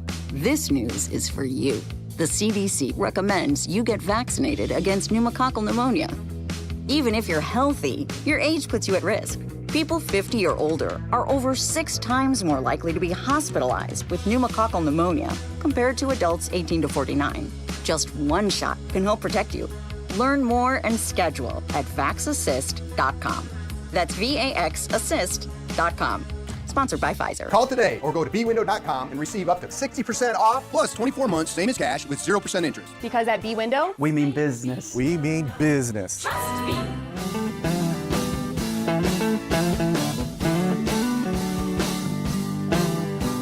Ethan, I mean, it's a little personal, but it's what we do, right? You ever been with an older woman? Well, I guess. How older? How much older? I mean, How much older is older? Like Rod Stewart, Maggie May older. You're using examples that I... Give me Oh, a number. good. Give me a number, man. Good God. Do you Rod have Stewart any- and who? This song is Maggie May. It's about a young guy getting preyed on by a cougar, Ethan. Good Lord, the song has been around for 60 years. It's one of the most famous songs in rock history. You have no idea what we're talking about here? No. I'll give it to Kev. Kev, you ever been seduced by an older woman? I've gone on a date with an older woman. You two guys. I'll just get back to the content. Now, if you would have said The Graduate, I can understand The Graduate. God. All right, so Byron Donalds, U.S. rep from Florida, and there was this House oversight hearing yesterday on the Somali fraud, and he went off on just how many government officials he claims knew exactly what was going on in Minnesota. Back in Washington, just left the oversight hearing on Minnesota. I mean, this thing is crazy. You have the governor and his team going after whistleblowers, state employees trying to do the right thing in Minnesota to explain the fraud that was happening, to get it under control. And it looks like Governor Walz, the lieutenant governor, the attorney general, Keith Ellison, not only did they know about it, they were trying to protect the fraud to continue. These fraudsters were donating campaign cash to the governor and the attorney general. The whistleblowers who were coming forward were threatened. Their jobs were threatened. Their careers were threatened. And then we find out that the fraudsters were buying property in Kenya and Turkey, sending money back to Somalia. The money going back to Somalia could potentially have fallen into the hands of Al-Shabaab, the Al-Qaeda affiliates in Somalia. Absolute crazy stuff. Yeah, if you think $9 billion was going to daycares, you're dreaming. Well, I also like that Scott Bessent, the Treasury Department Secretary, is now moving against sending out these funds to foreign countries if you are on public assistance. Why would you be sending your assistance money overseas if you truly needed it to begin with? That's unacceptable if we are supporting what amounts to foreign countries. Well, and it goes back to these ideas, what they call block grants, right? And many people have been proponents of this for years, where the federal government just gives the money to the states and the states then divvy it up, which on its surface, right, you would say like, okay, well, the states know their needs. It'd be better for them to spend it. But it doesn't account for things like this, in which you've essentially got giant money laundering schemes going on. But is it really all that different than what we did with Ukraine? Like, there were so many Republicans who supported Ukraine, and how much of that money has it been determined, like the FTX guy, the crypto scam guy that ended up with, hundreds of millions of dollars. Isn't he in prison now? All that money ended up back in the hands of Democrat campaign coffers. Like, it's so easy for Republicans to look at this and go, well, Minnesota, it's run by a bunch of Democrats.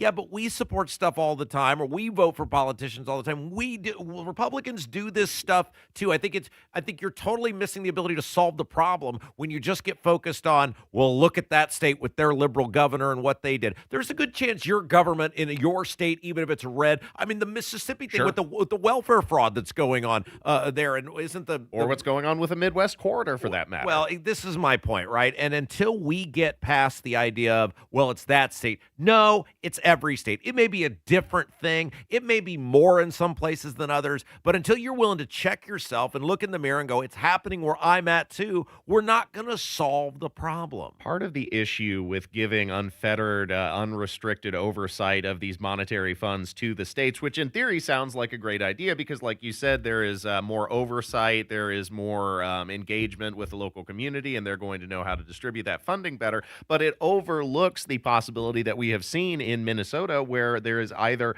outright willful disengagement with what is happening to the funds that are being distributed, or, and is much more likely, there is outright complicity and participation in the fraud for personal benefit. And that's something, I mean, how do you institute checks and balances that would begin to address that? All right. Now, this will never happen because this never does happen. But U.S. Rep. Lisa McClain, Republican, here she is. She says the House, Ethan, is going to hold Tim Walz accountable. Now, again, there's zero chance this happens because nobody ever gets held accountable. But the Republicans are talking tough.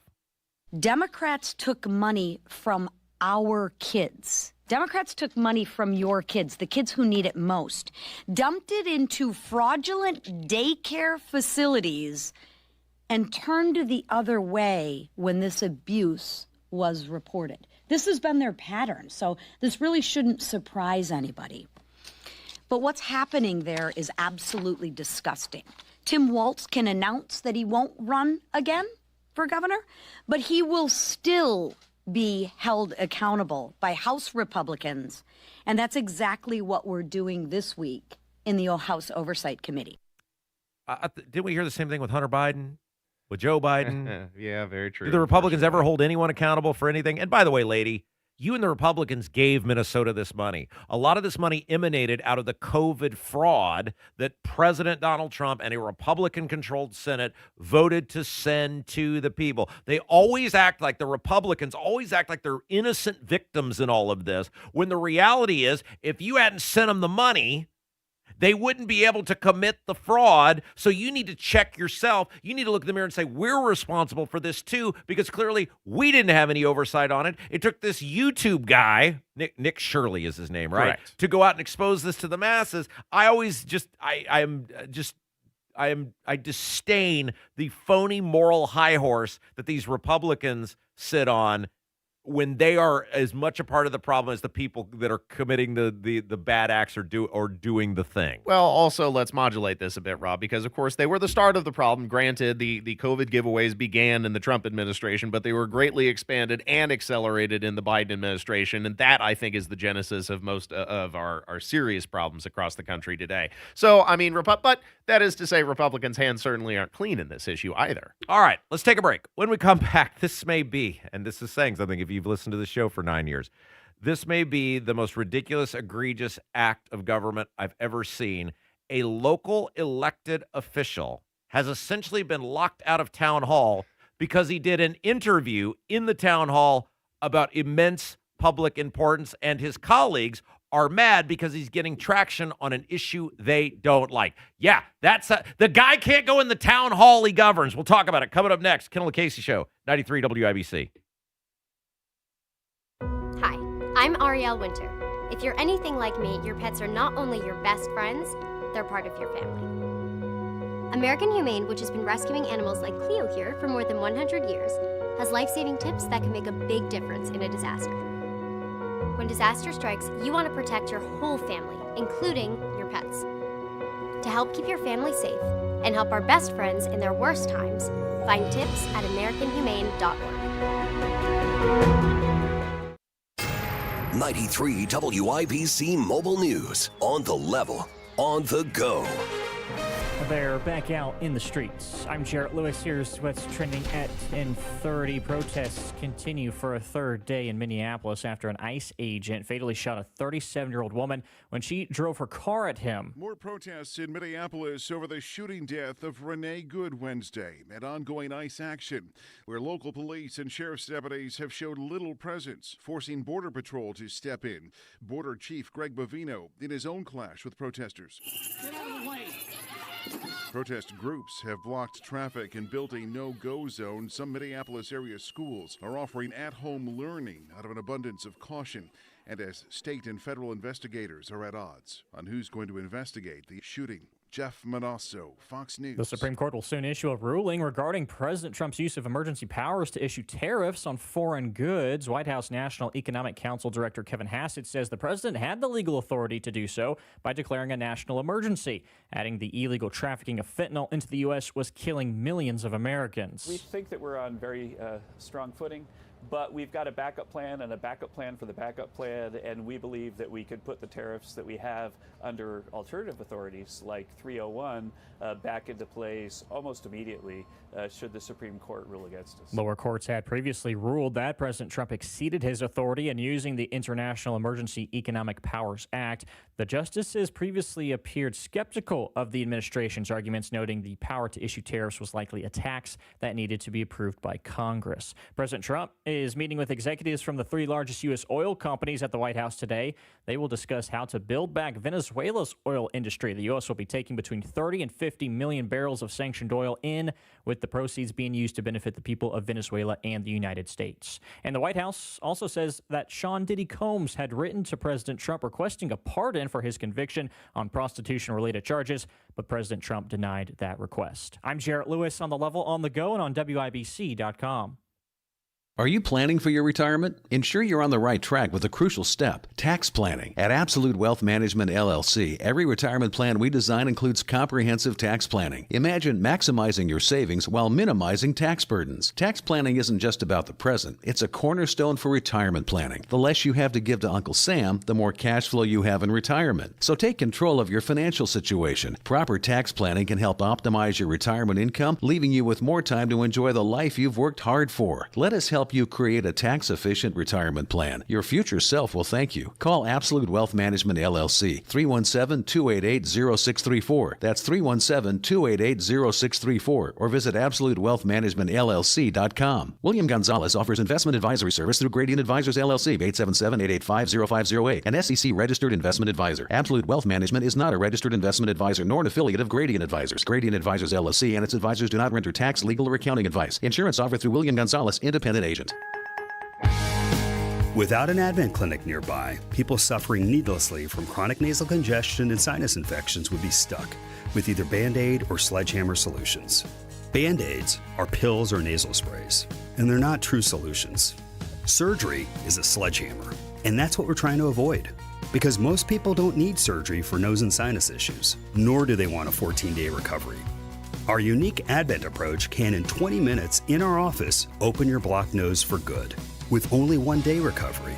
I'm Advent founder Dr. Kandula. Outside of Advent's four walls, invasive surgery is what they'll recommend. But here you will find effective and convenient in-office solutions to help you stop the need for Band-Aids and avoid the sledgehammer. Go to adventknows.com to schedule your appointment, because Advent knows when you breathe well, you live better.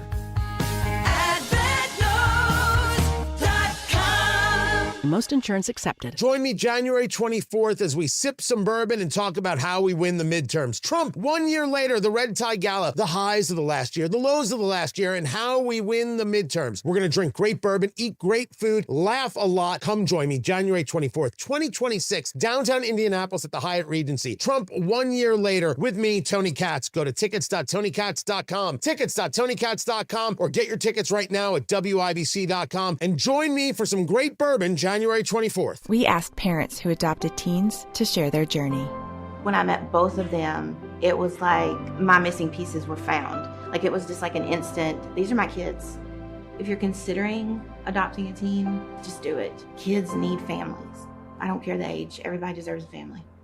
Learn about adopting a teen from foster care. Visit adoptuskids.org to learn more. A message brought to you by Adopt US Kids, the U.S. Department of Health and Human Services, and Logan the Ad Council. Fury did something smart. He saved hundreds on auto insurance switching to Progressive. With that money, he bought a mini treadmill. Is walking on it during video conference calls more distracting than he thought? Yes. And is that because he overestimated his foot-eye coordination? Definitely.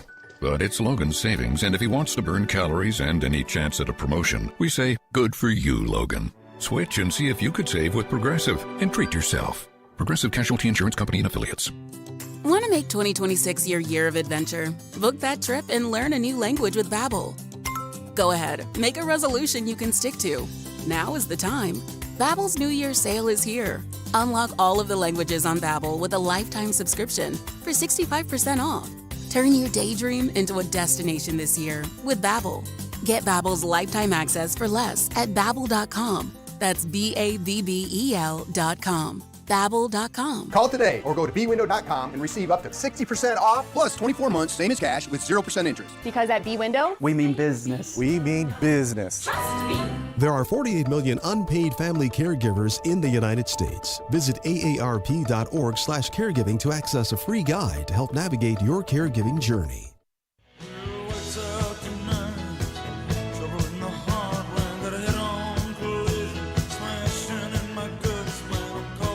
He's an elected official who's trying to give his constituents a voice in an important matter, and as a result, his colleagues essentially locked him out of town hall. Yeah, it's as crazy as it sounds. Let's get into it. 93 WIBC, it's the Kendall and Casey show, joined in studio by Brownsburg Town Councilman Glenn Adams. Now, yeah, I didn't stutter. The guy has been essentially locked out of town hall by his fellow elected officials and the town manager. Now, Glenn, before we get into all of this, it relates to your push, very popular in town right now based on the events you've had, the amount of people who've come out, to move Brownsburg, or at least give the people the right to choose if Brownsburg wants to become a city. And the city initiative you're pushing has done very well thus far. It is going quite well. You know, we did this very quietly in December with Christmas and New Year's, and people were on vacation.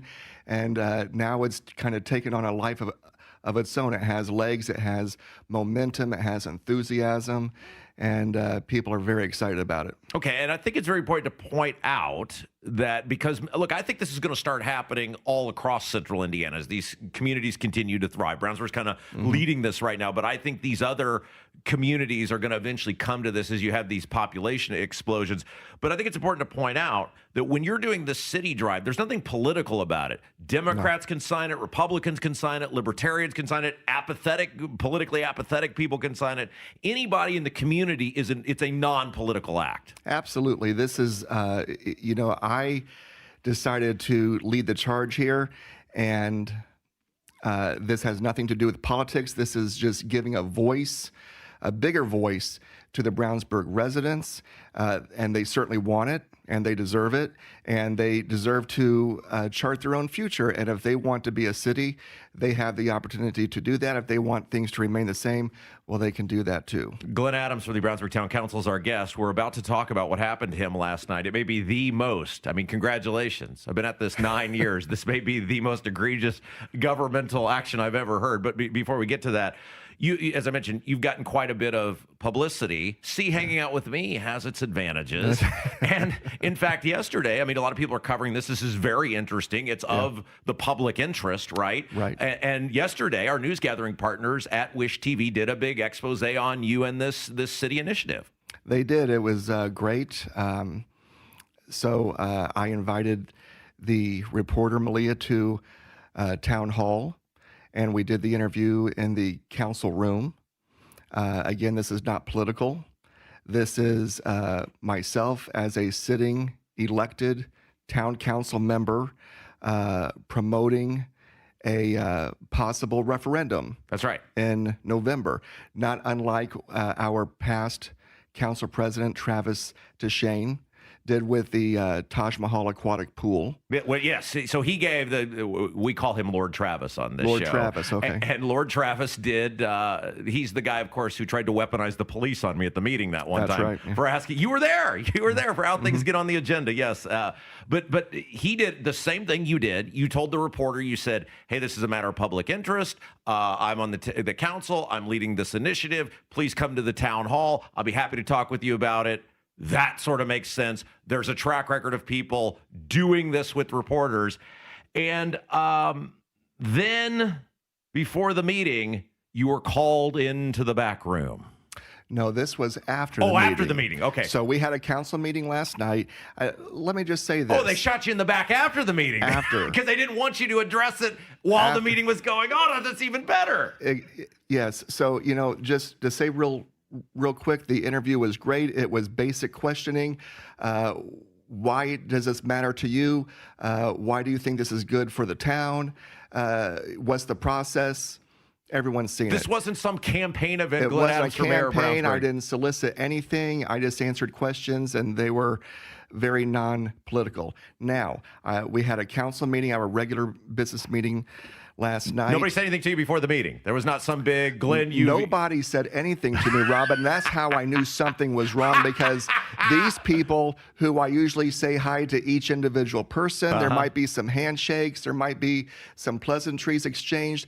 Nobody would look me in the eye. Nobody spoke to me. I'm like, all right. These government people, and we talk about this all the time in this program, they are the biggest gutless, spineless weasel cowards imaginable.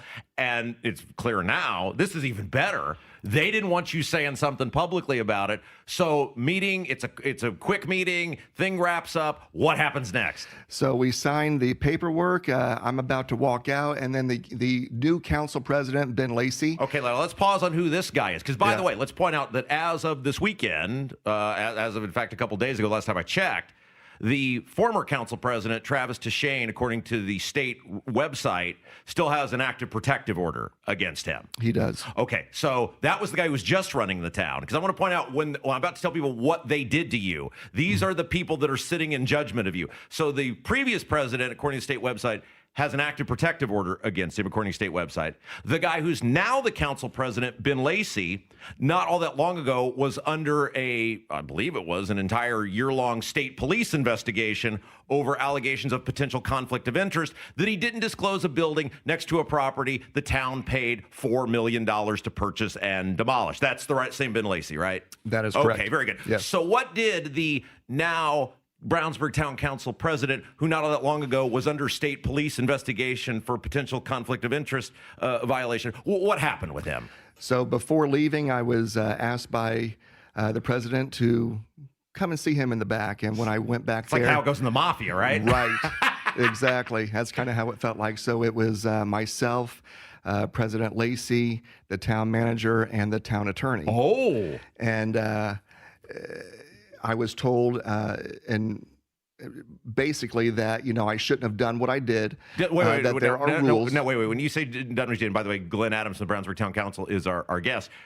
Do the interview with our news gathering partners, Wish TV. Correct. Right. You should not have talked to the media about a public event that will impact the town. I shouldn't have done it in town or in the council room. But the previous council president, who, by the way, according to the state website, has an active protective order still against him, Travis DeShane, he did an interview in the town hall about a public interest, just a couple months ago, right? A little bit longer than that, but yes. But you should not have done that. I should not have done that. Oh, okay. I was told that so they watched the video. Uh-huh. There's cameras in there, of course. Sure. And they saw how the reporter came in the front door, looked to her right, walked down the hall. She was able to get in. Well, I was there. I let her in. And they thought that my wife was there too. It was actually my daughter that came to watch. Uh-huh. And we were in there for maybe all of 10 minutes at the very most. And I was told that in order for me to use that room like that, I have to have the permission of two of my colleagues, so two council members and the unelected town manager that works for the council. Whoa. So you are the boss of the town manager, but you as an elected official doing an interview with witnesses, by the way, of public importance to the community, you have to ask permission from two of your colleagues who are your equals and the town manager who's unelected who works for you.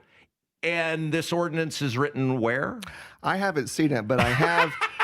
I did. It's called they're pulling it out of their ass, Glenn. Exactly. That's where it's written. I believe that they're making this up as they go along. I mean, I could be wrong, but I have asked our town attorney for the documents that show that this is indeed what is supposed to happen. So as a result of conducting this interview in the council room, I was told that my key fob would be turned off. So I no longer have access to town hall. Wait. You're an elected official. You've not committed any felonious activity. Nope. You're not on the run from the law. No. You're not considered a danger to the people around you. You simply did an interview with a member of the media with witnesses about an issue that is clearly, based on the hundreds of signatures you've already gotten in a short period of time, immense public interest. And for that, they are cutting off your key fob, your access. You as an elected official can no longer access the town hall. That may be the most ridiculous, insane thing I've ever heard. That's something, isn't it? So when I walk in, I now have to check in, whereas before I can just walk in and I have access to, I can't get into. You're a commoner like me, Glenn. Right, exactly. I could never access individual offices, but I can go and see anybody that I want to, get my mail, whatever. But now that's been cut off. And let's face it, it's because, one, you're friends with me. That probably has something to do with it. And we warned everyone. We warned Jim Merritt this for years. You better be ready for the smoke if you're going to get in this friendship. But it's also because they're mad that you're doing this issue because they're against it, because it's going to take their power away. And you're exposing how much people hate the way the community is being run by these people. And that is a lot of the feedback that you and I get. Yes, we've done some events in town to collect signatures, and that is a lot of the feedback that we get, that people are just tired of the status quo and the way things are done. Okay, so real quick, we wanted people to know how they can get in contact with you. There's a Facebook page, if people want to contact you, if they're mad enough about this today. An elected official who did an interview with the media to be transparent. By the way, the interview's run. You can see it for yourself. they are so mad that you did that and the exposure you're getting that they have locked you out of the town hall. Your constituents in your ward are now locked out of town hall. How can people sign this petition? How can they find the Facebook page? Tell us about it. So the Facebook page is called the Brownsburg City Initiative. Just put that in your Facebook search bar, and that'll come up. Or you can reach me through Councilman Glenn Adams. You can find me that way. You can message me through either of those. I will get in touch with you. We are going to add events in town.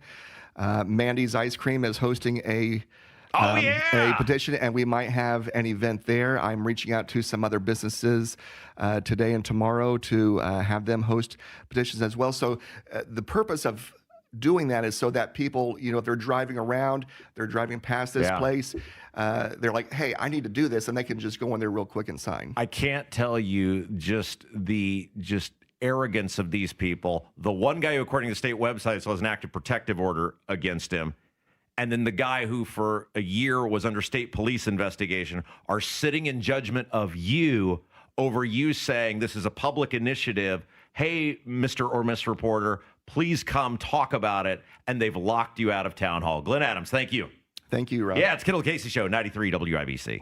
Hammer and Nigel Show. This afternoon, we are live at Coach's Tavern, an IU pregame tailgate party. Join us downtown starting at 3. We asked parents to share their journey of adopting teens. They changed who I am because I can't see life without them in it. Visit adoptuskids.org to learn more. Brought to you by Adopt US Kids, the U.S. Department of Health and Human Services, and the Ad Council. You know exactly why you need to remodel that kitchen of yours. The space, it's outdated. You can't move around like you used to. It doesn't work like it needs to. You want to entertain and you want to improve your quality of life. This can happen, just not with the kitchen you have. You need to call Booher Remodeling, B-O-O-H-E-R, BooherRemodeling.com. They can take that old kitchen that's deteriorating and broken down and turn it into something that works for you and your family. Their 5-step design process from start to finish, the consultation, the preliminary design, the design development, getting all the documents together, and then getting it done. The best materials, the most skilled craftsmen in Central Indiana. Booher Remodeling will guide you through the entire process, starting with the free initial consultation, and they stand behind their work with a 2-year workmanship guarantee. Create that new kitchen. Design experts can use an existing layout or begin completely from scratch. Talk to Booher Remodeling today. BOOHER, BooherRemodeling.com. That's BooherRemodeling.com. Diabetes, high blood pressure, anxiety meds, everyone's on them. If you're a 50-year-old male, maybe a bit porky, and you may even have type 2 diabetes, $1 million of term insurance may only cost you about $200 a month. Call Term Provider. Speak with Big Lou at 800-777-1979. Big Lou will find a term life policy for you even if you have type 2 diabetes, are overweight, or have high blood pressure. Term Provider has helped thousands of people like you who think they can't afford term life insurance. To buy $1 million of affordable term life for you, all you need to do is call Big Lou at 800-777-1979. Lou will make sure the scales are tipped in your favor. Call 800-777-1979. Big Lou will answer your call and work to fit you into a term life policy that you can afford. Remember, Big Lou's like you. He's on meds too. Call 800-777-1979 or biglou.com. Pat Sullivan here. Fire emergency? I've had one. If you do, call Michaelis. Owner Richard Michaelis explains why. Michaelis is local and family owned. 39 years of experience with 24/7, 365 response. The Michaelis Corporation is IICRC certified, restoring your home or business to pre-loss condition or better. And Michaelis helps you through the insurance process, giving you peace of mind. Water, storms, fire, and mold. Life happens. Michaelis happens to help you through it. Text or call 844-FIX-INDY. Guy Relford here. Time again for the Indy 1500 Gun and Knife Show this coming weekend at the State Fairgrounds, Friday, Saturday, and Sunday. There's never been a more important time to exercise our rights as true Americans. It's the Indy 1500 Gun and Knife Show. See the best in sporting, hunting, and personal protection gear, plus great displays of Americana. Come see us this weekend at the Indy 1500 Gun and Knife Show, Friday 2 to 7, Saturday 9 to 6, and Sunday 9 to 4. It's the Indy 1500 Gun and Knife Show. See you there. Are you ready to build your custom dream home? Joiner Homes is ready to make your dream come true. Over 18 years, Joiner Homes, based out of Greenfield, have built hundreds of homes in central Indiana, and the best place to start is joinerhomes.com. That's where you'll find pricing, photos of completed Joiner homes to inspire you, available home sites, and info on where you can visit their model homes, and a lot more. Be sure to check out Joiner Homes' 5-star Google reviews. Get started today at joinerhomes.com. The new year brings new health goals and wealth goals. Protecting your identity is an important step. Your info is in endless places that could expose you to identity theft, leading to lost funds. LifeLock monitors millions of data points per second. If your identity is stolen, our restoration specialists will fix it, guaranteed, or your money back. Resolve to make identity health and wealth part of your New Year's goals with LifeLock.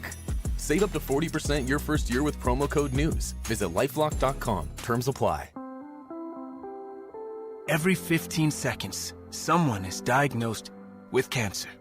If it's happened to you or someone you love, the American Cancer Society can help at every step of the journey. Our programs and services include rides to care, a place to stay closer to treatment, or access to information and day-to-day guidance, all for free. To see how we can help you, visit cancer.org today. Indy Humane, committed to helping Central Indiana's pets in need since 1905. Find your new best friend today. IndyHumane.org. Step into the spotlight with Dancing with the Stars. Catch the live show at Old National Center Wednesday, February 25th. Reserve your seats and tickets today at WIBC.com.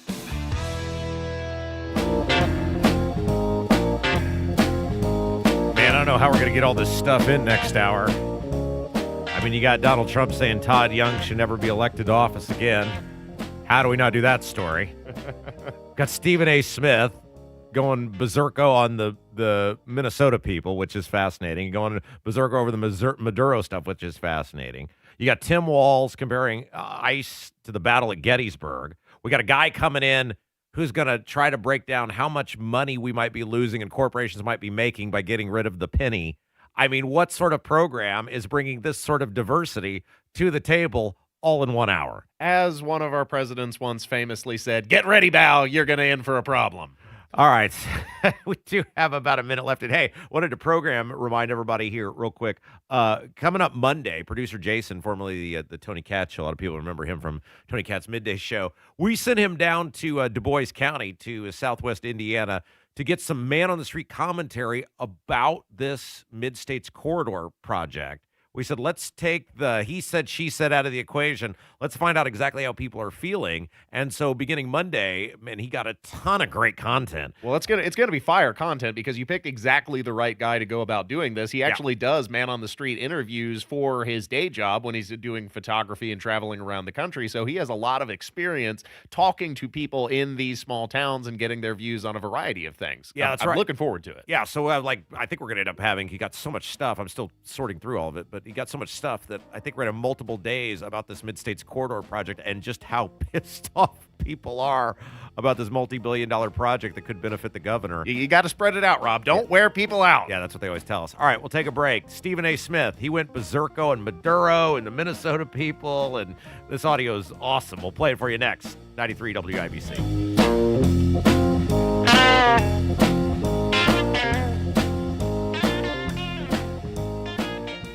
If you suffer from burning, tingling, or numbness, pay special attention as we discuss neuropathy with Dr. Matt Schulke, chiropractic neurologist and board certified in neuropathy.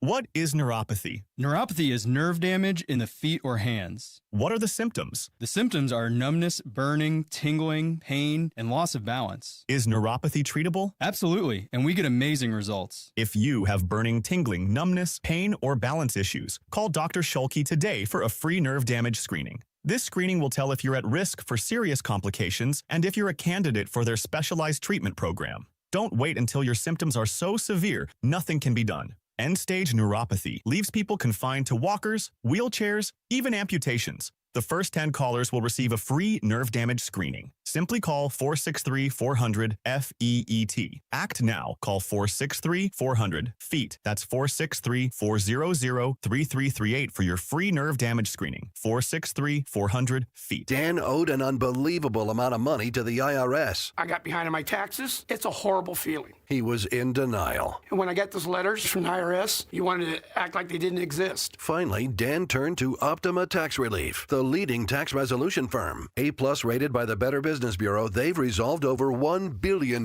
for their clients. Optima got me a settlement with the IRS. These people are really people-friendly. It was every bit of a new lease on life for me. The fast action and the great results made Dan's head spin. I felt like I was in a dream, but it's real, and I have paperwork to prove it. They got the job done, and life is good. For tax help you can trust, call Optima now for a free consultation. If you're worried about what's going to happen with the IRS, stop worrying. Make the call now. Call 800-598-4799. 800-598-4799. 800-598-4799. Optima Tax Relief. Testimonial from an actual client. Some restrictions apply. For complete details, please visit OptimaTaxRelief.com. Indiana winters are when serious plumbing problems show up. Frozen pipes, no hot water, backed up drains. Indiana winters deserve a real local Indiana plumber. Hey, it's Denny Smith, and at my house I use LD Smith Plumbing and Drains. Real local people answering your call who live, work, and play here. And they're specialists. All they do is water. Call the company I trust, LD Smith Plumbing and Drains, 317-927-7186, ldsmithplumbing.com. LD Smith Plumbing. A dirty, stinking honest. Welcome back to Winter Hack Radio, the place for clever hacks to survive the season. Icy driveway? Well, try spreading sand or birdseed to help with traction.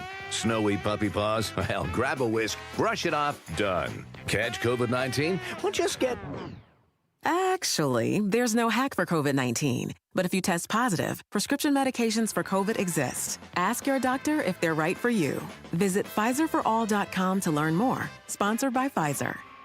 From military life to a rewarding career in IT, kickstart your new journey in a matter of months in the fields of IT and cybersecurity, including AI. Learn more at mycomputercareer.edu/CWP. Financial aid is available for qualified students, including VA benefits. Every 15 seconds, someone is diagnosed with cancer. If it's happened to you or someone you love, the American Cancer Society can help at every step of the journey. Visit cancer.org today. You've worked hard to save for retirement. Is your financial advisor working just as hard? Find out with Greg Ayler, Sunday mornings at 7 on WIBC.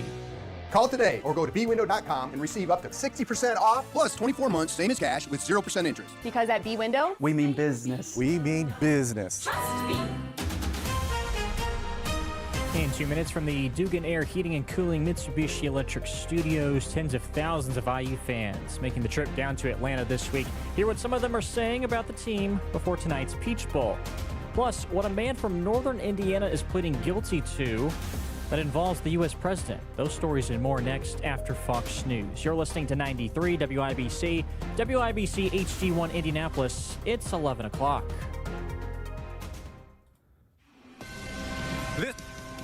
This is a Fox News alert. A drop in unemployment. I'm Dave Anthony. We just got that update to the economy, though there was a little less hiring last month. There were 50,000 new jobs created last month. Economists were predicting 60,000. The unemployment rate improved, declining to 4.4%. Fox's Jenny Casola. That's a 0.2 decline from November's rate, which was a 4-year high. We don't have a reaction yet from President Trump, who in a few hours will meet with oil company executives. They've been great. They really have been. I mean, everything we've wanted, they've given us. That's regarding Venezuela, and the oil company executives, he said, will put up to at least $100 billion into the Venezuelan economy to rebuild their industry.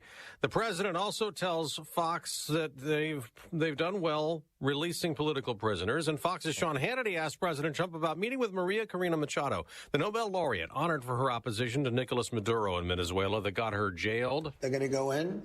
They're going to rebuild the whole oil infrastructure. They're going to spend at least $100 billion.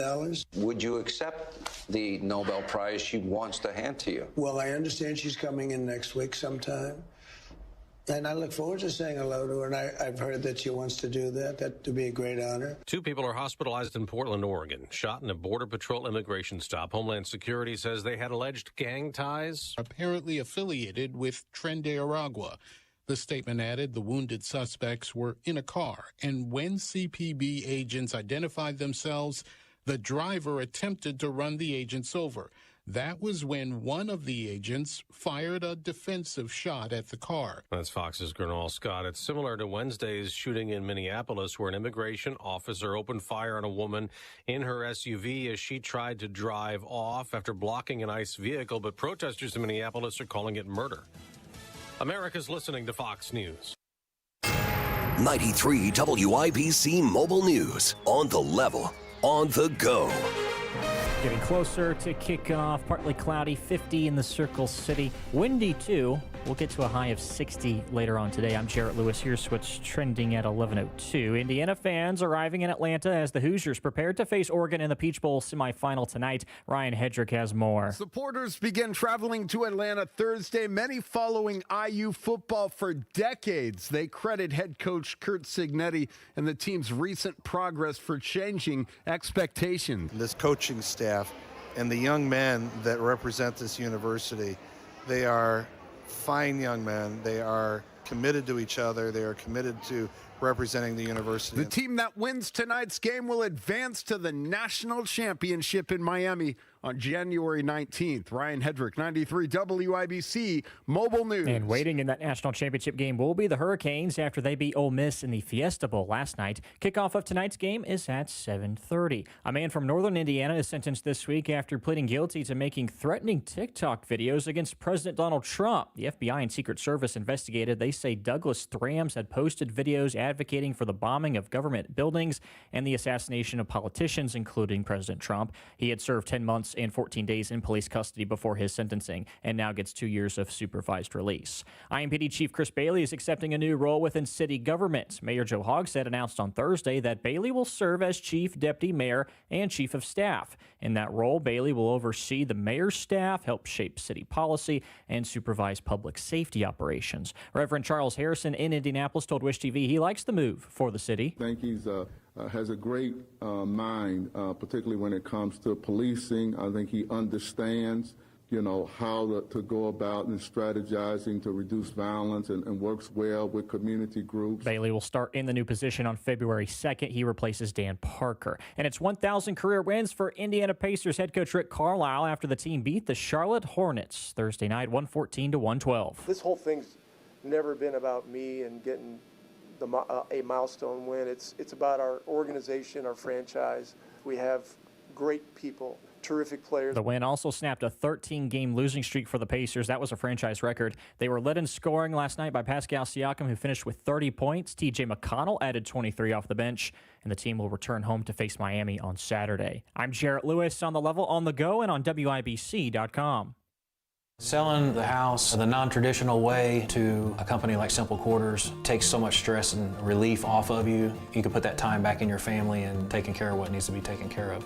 So my father-in-law, his health was declining. We needed to move him to put in assisted living, and we needed to get the home out of his name. Initially, my wife just wanted to let the property be taken over by the state. She was stressed just due to the condition of her dad, moving him back to Indianapolis. And I told her, look, we can sell the home, use those funds to care for him over the next few years. I really didn't want to hassle with putting it on the market, listing it, answering questions, fixing stuff. I reached out to Simple Quarters. The process was just super easy through Simple Quarters. Everything they said they did. There was no pressure involved whatsoever. The pricing I got for the house was very fair, and it was a relief knowing we didn't have the financial responsibility and we could just put all our time and energy into taking care of our father-in-law. Call Simple Quarters 317-687-HOME, 317-687-HOME. You're listening to Rob Kendall. When we talk about sending money somewhere, we're talking about printing the money because we have no money. And Casey Daniels. My government would never lie to me, would they? On 93 WIBC. Okay, it looks like there is now an update from the Supreme Court on the tariffs, and that is that they're not going to rule today. Oh, that's kind of disappointing. That surprises me a bit because you'd figure that they would want to dump it today so to let the news fly under the radar because nobody's going to be covering that over Minnesota. So that's just interesting. It had been widely speculated. We began the show with it. In fact, really, I began the show with that because I was stuck in that producer's booth with Kev and didn't have access to all that audio I'd pulled. So I was buying time for the engineers to get the studio back up. If you missed the first segment of the program today, it was sort of some just real radio brilliance of me standing in the producer's booth with Kevin because that was the only microphone that was working. And so I just had to talk to myself unprompted for 5 or 6 minutes. You took charge like a storybook hero. You stormed the bastions. You marched out of the studio and headed into the producer room because you knew, since Carl had participated with the Tony Katz show earlier, that microphone was working. Yeah. So anyway, we had speculated or others had speculated that Supreme Court ruling was going to come down today on tariffs, which would dramatically, whatever way they go, shake up the U.S. economy. And now it has come out that they are not ruling today. They only had one ruling that was released, had nothing to do with tariffs. So we will continue the watch and wait on when the Supreme Court is going to actually make a decision on Donald Trump's tariffs. That you would think, look, and these guys and girls can do whatever they want, right? They're the 9 most powerful people in the country. They don't owe anybody an explanation on anything. The Trump tariffs are still in place, right? I mean, like they have allowed them continue to go on pending the ruling from the Supreme Court. Even though other courts had ruled against him, the tariffs are still in place until the court rules. You would think, and again, maybe I'm just reading way too much into it, if you were going to side with Trump, they have to know what they're going to do. If you were going to side with Trump, would you just go ahead and say it since that's the status quo that's already in place? I don't see how they can side with Trump. I'm not sure where Trump gets the taxing authority to institute these tariffs when, as I understand it, the formation of the basic form of the Constitution places taxing responsibility in the Congress. So, and again, especially because he's been flip-flopping on it, there's been so much instability that has surrounded and resulted from the way that he's implemented tariffs. I mean, you can say that maybe some marginally positive things have been accomplished, but regardless of whether you think the outcome has been positive or negative, structurally, I don't think the president has that authority. And again, just to reset, because we have the most knowledgeable, engaged audience in all the land, but for those of you who are not aware what we're talking about, President Trump has enacted tariffs on many, many countries in his first year in office. And he has done them under this Emergency Powers Act that dates back to the days of Richard Nixon. Several Democrat states, along with some business groups, have sued the Trump administration saying, if you want to do tariffs, there is a way you do the tariffs. This is not it. Does not meet the guidelines of the set forth for the emergency powers to be able to do this. And this has made its way all the way to the Supreme Court. Trump has lost at a couple of lower courts. Supreme Court has allowed them to continue while they heard the case. And the judges really struggle because, look, there's two things at play. One, the actual impact it's going to have on the U.S. economy / government, because a lot of this money, these tax increases, which are what tariffs are that we're paying, are flowing into the federal government. Now, who knows what they're going to do with the money ultimately? They keep changing their story, but it will also have a profound impact on these businesses because it affects, and this is part of why they're suing. They're saying, we have to charge more to our customers now. We don't believe you have the ability to do this. So not only will it affect the government, it's going to affect, in all likelihood, in a variety of things, what you pay at the store. And the one thing that justices appeared, and you're right, Ethan, it appeared based on the oral arguments that were heard, the justices were at the very least very sympathetic to the plaintiffs, the people filing the lawsuit. However, the one thing they were struggling with is, if we rule in your favor, this is going to cause complete calamity in the government. How do we force them to pay it back? And the plaintiffs, to their credit, said, look, Judge, we're not judges. We're not disputing what you're saying. That's not our problem. It's also not your problem. Your job is to enforce the law and the Constitution, so you can't worry about that. Well, also part of the issue is these taxes that are being levied are taxes that Americans are ultimately paying. It's not taxes that the foreign countries are paying on the goods. It's passed on to consumers in the form of increased prices. Yeah, and you will appreciate it's to de-incentivize imports and then favor American exports and American productivity locally. Well, and it's the same argument you always hear, and you will appreciate this as a man who makes his living renting properties to people. That's right. I always hear from renters don't pay property tax. Ethan, have you ever, out of the goodness of your heart, just eaten the property taxes that you pay to the city of Indianapolis, or have you passed that cost on to your tenants? Well, logistically, it frankly isn't possible for me to eat the cost of the property taxes because the business has to pay the cost of the property taxes. That's right. And if I'm losing money, I go bankrupt. I'm not Scrooge McDuck sitting on this large vault of gold coins that I'm swimming in order to pay the taxes. So, in fact, I'm going to have to raise the rent on a couple properties because of the tax increases that I've had to shoulder. Yeah, and so I mentioned all of this because if anybody ever when these school referendums come up, which they're going to be coming up left and right this coming year, don't kid yourself. These schools are not going to take any sort of revenue reduction. They don't care about you. They believe your money is their money. They believe your house is their house, and they are going to do everything in their power to get that money that you're getting back in whatever measly property tax cut Braun's bill ended up giving.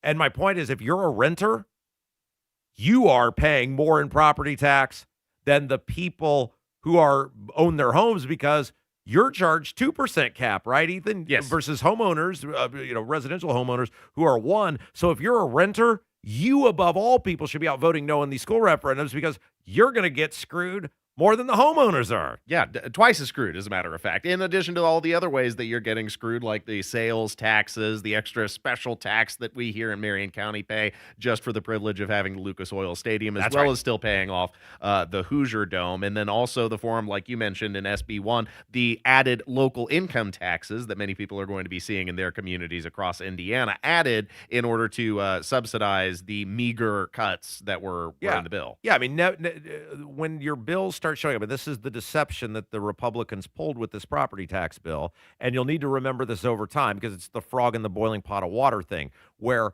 you're not going to feel it because it's going to happen over time and in a variety of different ways, but the water, in this case the taxes, will be higher than ever because you're going to get a little bit of a reduction, most people, this year on your property tax bill. That will probably happen. I've never disputed that. $200, $300, something like that. Now, it'll be offset by assessment increases in some cases because they did nothing to address assessment increases. But some people will certainly see lower property tax bills this year. Braun and the Republicans, when those bills come out, will go, see, we told you. But what they're not factoring in is, as you said, Ethan, one, all the school referendums that are going to take place because of this bill that otherwise weren't going to take place. Some of them will pass, so you'll pay higher taxes with that. As you said, Ethan, beginning in 27 or 28, your local governments, your cities, towns who previously couldn't raise your income tax, now will have an ability to raise your income tax. That's going to be a lot of money. And your property taxes will continue to rise over time because they did nothing to address the cause of the rising property taxes, which is the rising assessments. I haven't seen what the cost of property taxes this year will be. I just got the estimates in, and I was checking the other day. And as far as I know, it's about the same rate that I paid for the last 12 months, which was about $17,000 per every 6 months. That's a wonderful. That's bill. For all your properties. That's for all the you properties. paid $34,000 a year in property tax, just in property taxes. Holy smokes! And I'm getting ready to have to pay another $17,000 or start paying on another $17,000 before property taxes are due in May. Oh, that's fun times. And like I said, we still haven't got the assessments mailed to us. This is just an estimate. So I expect sometime before May, I will be getting a 1 to 2 to possibly 3% increase on that total. It's great. And it's Mike great, Braun and the Republicans look at you and go, everything's fine. Shut up and pay. Well, right. They look at me like Mr. Moneybags. They think I'm Elon Musk over here. That's right. All right. Let's take a break. When we come back, let's get to this Stephen A. Smith audio. He is such a bizarre guy. I can't figure him out. He is tearing into sanctuary cities. He's tearing into these people that are mad about Maduro. Fascinating audio from Stephen A. Smith when we come back. 93 WIBC.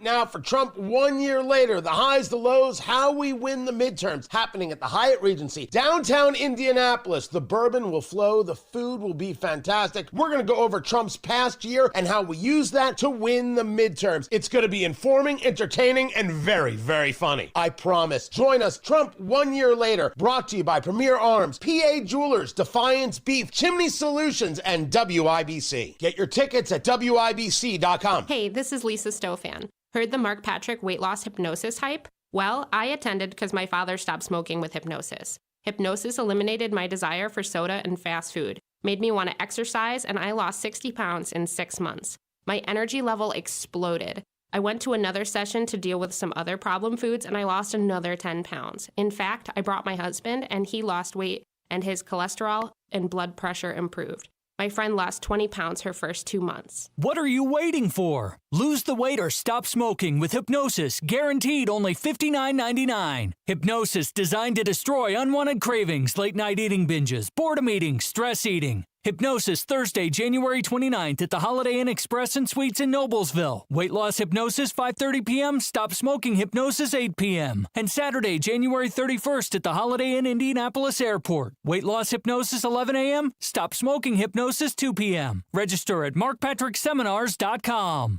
At Hendricks, our cancer care is in the details. When you are with us, and you have our time and you have our energy. We have a wonderful team of highly trained oncologists, physical therapists, speech pathologists, dietitians. Always making sure that the patient is the center of the care. We have excellent nurse navigation that are skilled at identifying barriers to treatment, as well as expertise from Mayo Clinic. It is more personal care than just a number. Visit hendricks.org/cancer. Welcome back to Winter Hack Radio, the place for clever hacks to survive the season. Icy driveway? Well, try spreading sand or birdseed to help with traction. Snowy puppy paws? Well, grab a whisk, brush it off, done. Catch COVID-19? Well, just get... Actually, there's no hack for COVID-19. But if you test positive, prescription medications for COVID exist. Ask your doctor if they're right for you. Visit PfizerForAll.com to learn more. Sponsored by Pfizer. Hey, Pat Sullivan here with an offer that's not blowing smoke. My friends at Hope Plumbing, Heating, and Cooling want you to stay safe and warm this winter and have an offer for just that. Hope will give you up to $1,500 for your old furnace for a full replacement system installation. So if your furnace is on the fritz, now's the time to take advantage before it's too late. Call Hope Plumbing, Heating, and Cooling today. That's 641-HOPE. That's 641-HOPE. Call today or go to bwindow.com and receive up to 60% off plus 24 months, same as cash, with 0% interest. Because at B-Window, we mean business. We mean business. Trust me. Oh, is it my turn to go? All right. Kev's giving me the thumbs up. Yes, dumbass. It's your time to talk. You've been at this 25 years. You should know by now. It's the Kendall Casey Show. I'm Rob Ethanton for Casey. Kev is here. Let's get to the Stephen A. Smith audio. Of course, he's the longtime ESPN commentator, sports commentator, who now has his own podcast, et cetera. And he has now immersed himself in the world of politics. A lot of people think maybe he's going to run for office. I don't know. The guy's all over the map, though, and I find this kind of intriguing, but you can never, pin him down on where he's going to be on an issue because a lot of things, he hates Trump, he's super liberal on a whole bunch of things, but then he'll go on rants and you're like, well, that totally makes sense. What did you do with Stephen A. Smith? And he got going on these sanctuary cities and basically ICE having to go in there and do their job, and he's making a whole bunch of sense. Listen to this. I don't understand how sanctuary cities, honestly speaking, I got to educate myself in it. I don't understand how sanctuary cities are allowed in this country. I really don't. I don't get it. If there's federal laws that mandate that, you know what, you can't cross the border illegally, there shouldn't be sanctuary cities saying, yes, you can. It just shouldn't be. I mean, one way or another, pick one. You either can or you can't. But it shouldn't be federal government says no, but you say yes, so you get to usurp the authority of the federal government, and we're still calling ourselves a nation of laws. Well, which laws? It makes no sense. Hard to argue with any of that, right? Yeah, that's very sensible. But you've been fired up about the Stephen A. Smith audio all morning long. You've mentioned it several times. What is so fascinating about this character to you? Because other than that he's been a sports commentator, he doesn't really enter into my orbit other than I know who he is. Well, one, I'm intrigued by some person who there's always just these random things where you're you're making so much sense on this, what happened to you and everything else. But two, it shows you the extremism of the left when you have a liberal, of which Stephen A. Smith is, where he's looking at this, even he's looking at this going, this doesn't make any sense. Why would you want these people who are breaking the law in your country? These people broke the law. Why would you want them in your city? Why would you want to have to support them? Why would you want to have to pay for them? Why would you want this? And the answer is, and we've talked about this for years on this program, the Democrats see these people as an entire generation of future Democrat voters, people who will be dependent upon government service, dependent upon the government. Even if these people don't get to be citizens, if they're here and they have children until the Supreme Court rules otherwise, those people will be citizens of this country, and those people will then be the next generation of Democrat voters. That has to be what it's all about, because there's no logical reason whatsoever you would want people who are essentially wards of the state from the moment they show up and are not doing things the law-abiding, rightful way to be in your city. So Democrats believe in the mantra that Democrats are, demographics, I should say, are destiny, and they're trying to cultivate that for their own benefit. All right, one other clip here. He's talking about Maduro, and he's making a lot. Stephen A. Smith is making a lot of sense on this. Life is crazy right now. Ethan, listen to this. He got a bounty on his head, and the Biden administration had a bounty on his head, and then another $50 million bounty on his head. 15 to 25 to 50. Once you got his ass, that's not something to be complaining about, because everybody was in on it. Everybody was cool with it. If you're cool with the bounty, you got to be cool with the capture. And not an American soldier died, not one. Not an American citizen got harmed, not one. Not one, not one. Come on now. This is what I mean when I talk about us being fair. There's a lot of things I don't like about what the president's doing or how he might do it. I don't like the style at all. But in the end, when it's effective, and you got to give credit where it's due. That's how you legitimately grill him when you diametrically oppose what he's doing, because it makes sense, because you're not engaging in partisanship. You're consistent. Take away his coffee. Well, I mean, like, this is where, and I think I'm exactly where he is on this, because you have expressed, as did I, the concern over, hey, what happens next there? Because we don't have a great track record in this country of what happens next. And I think that's okay. And I don't think that makes you a leftist. I don't think it makes you a liberal. I don't think it makes you TDS. I think it's a valid question for people to be asking. However, you and I aren't running around screaming and crying that this guy was apprehended and calling Trump some sort of war criminal, because clearly, as Stephen A. Smith is laying out, the previous administration, which were run by Democrats, not only kept this guy's bounty in place that was put in there under Trump, they enhanced it. Well, how would you logically expect the bounty to be captured? So that'd be right? Capture the bounty? Yeah. Right? Yeah.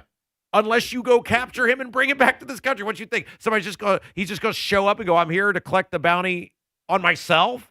Of course, they wanted somebody to capture this guy and bring him to this country. It's ridiculous. It is fascinating that Trump keeps skating by relatively unscathed from these engagements, and I was concerned with how the military action in Iran was going to ultimately turn out. It remains yet to be seen how the military engagement in Venezuela is going to turn out, although by all appearances, like Stephen A. Smith said, no Americans were killed in this incident, and we haven't engaged further military resources in Venezuela thus far. But that is a very valid concern, and it's fascinating that Trump has been able to manage and still, despite these repeated engagements, remain unscathed, although he's rolling the dice on that, in my opinion. Okay, let's take a break. When we come back, you may have heard, Ethan, they're getting rid of the penny. Yes. Now, when you say getting rid of the penny, they've stopped making the penny. The penny is still in circulation. They did make a final run of pennies for the purposes of collector's items. They did. Yes, they did. But eventually, over time, as things phase out, we will eventually be done with the penny. And our next guest, Dr. Scott Strong, he's a college professor. He's a numbers guy. That's what he does. He has crunched the numbers in an interesting way to figure out how much losing the penny could potentially cost you and how much it might end up making for large corporations. We'll interview next that you'll want to hear. It's Kendall Casey Show, 93 WIBC. Is life insurance part of your New Year's resolution? Listen, if you're young and healthy, it's simple, and any old agent can get it done. But if you're 50 to 60 years old with a touch of wide waistband syndrome or have correlating health glitches, you need to call Big Lou at Term Provider. Big Lou doesn't bait and switch you in with young and healthy rates only to clobber you with the truth down the road. $1 million of coverage could be as low as $200 per month. And unlike that treadmill, this one won't collect dust in the corner. Call Term Provider, speak with Big Lou, and find out how much he can save you on your new $1 million life insurance policy. Start this year off with peace of mind by calling Big Lou at 800-777-1979. 800-777-1979. Remember, Big Lou's like you. He's on meds too. For affordable term life insurance, call 800-777-1979 or biglou.com. You're tired of your house being uncomfortably cold, and paying those high electric and oil bills to keep the heat on is shockingly expensive this time of year. You'd love to have new windows, but you don't want to pay a fortune for them. Well, January is a great time of year to replace your windows thanks to Window Nation. Over the last 20 years, they've installed over 3 million energy-efficient windows and helped tens of thousands of homeowners keep their homes comfy and cozy year-round, while also saving them money on monthly utility bills thanks to new windows.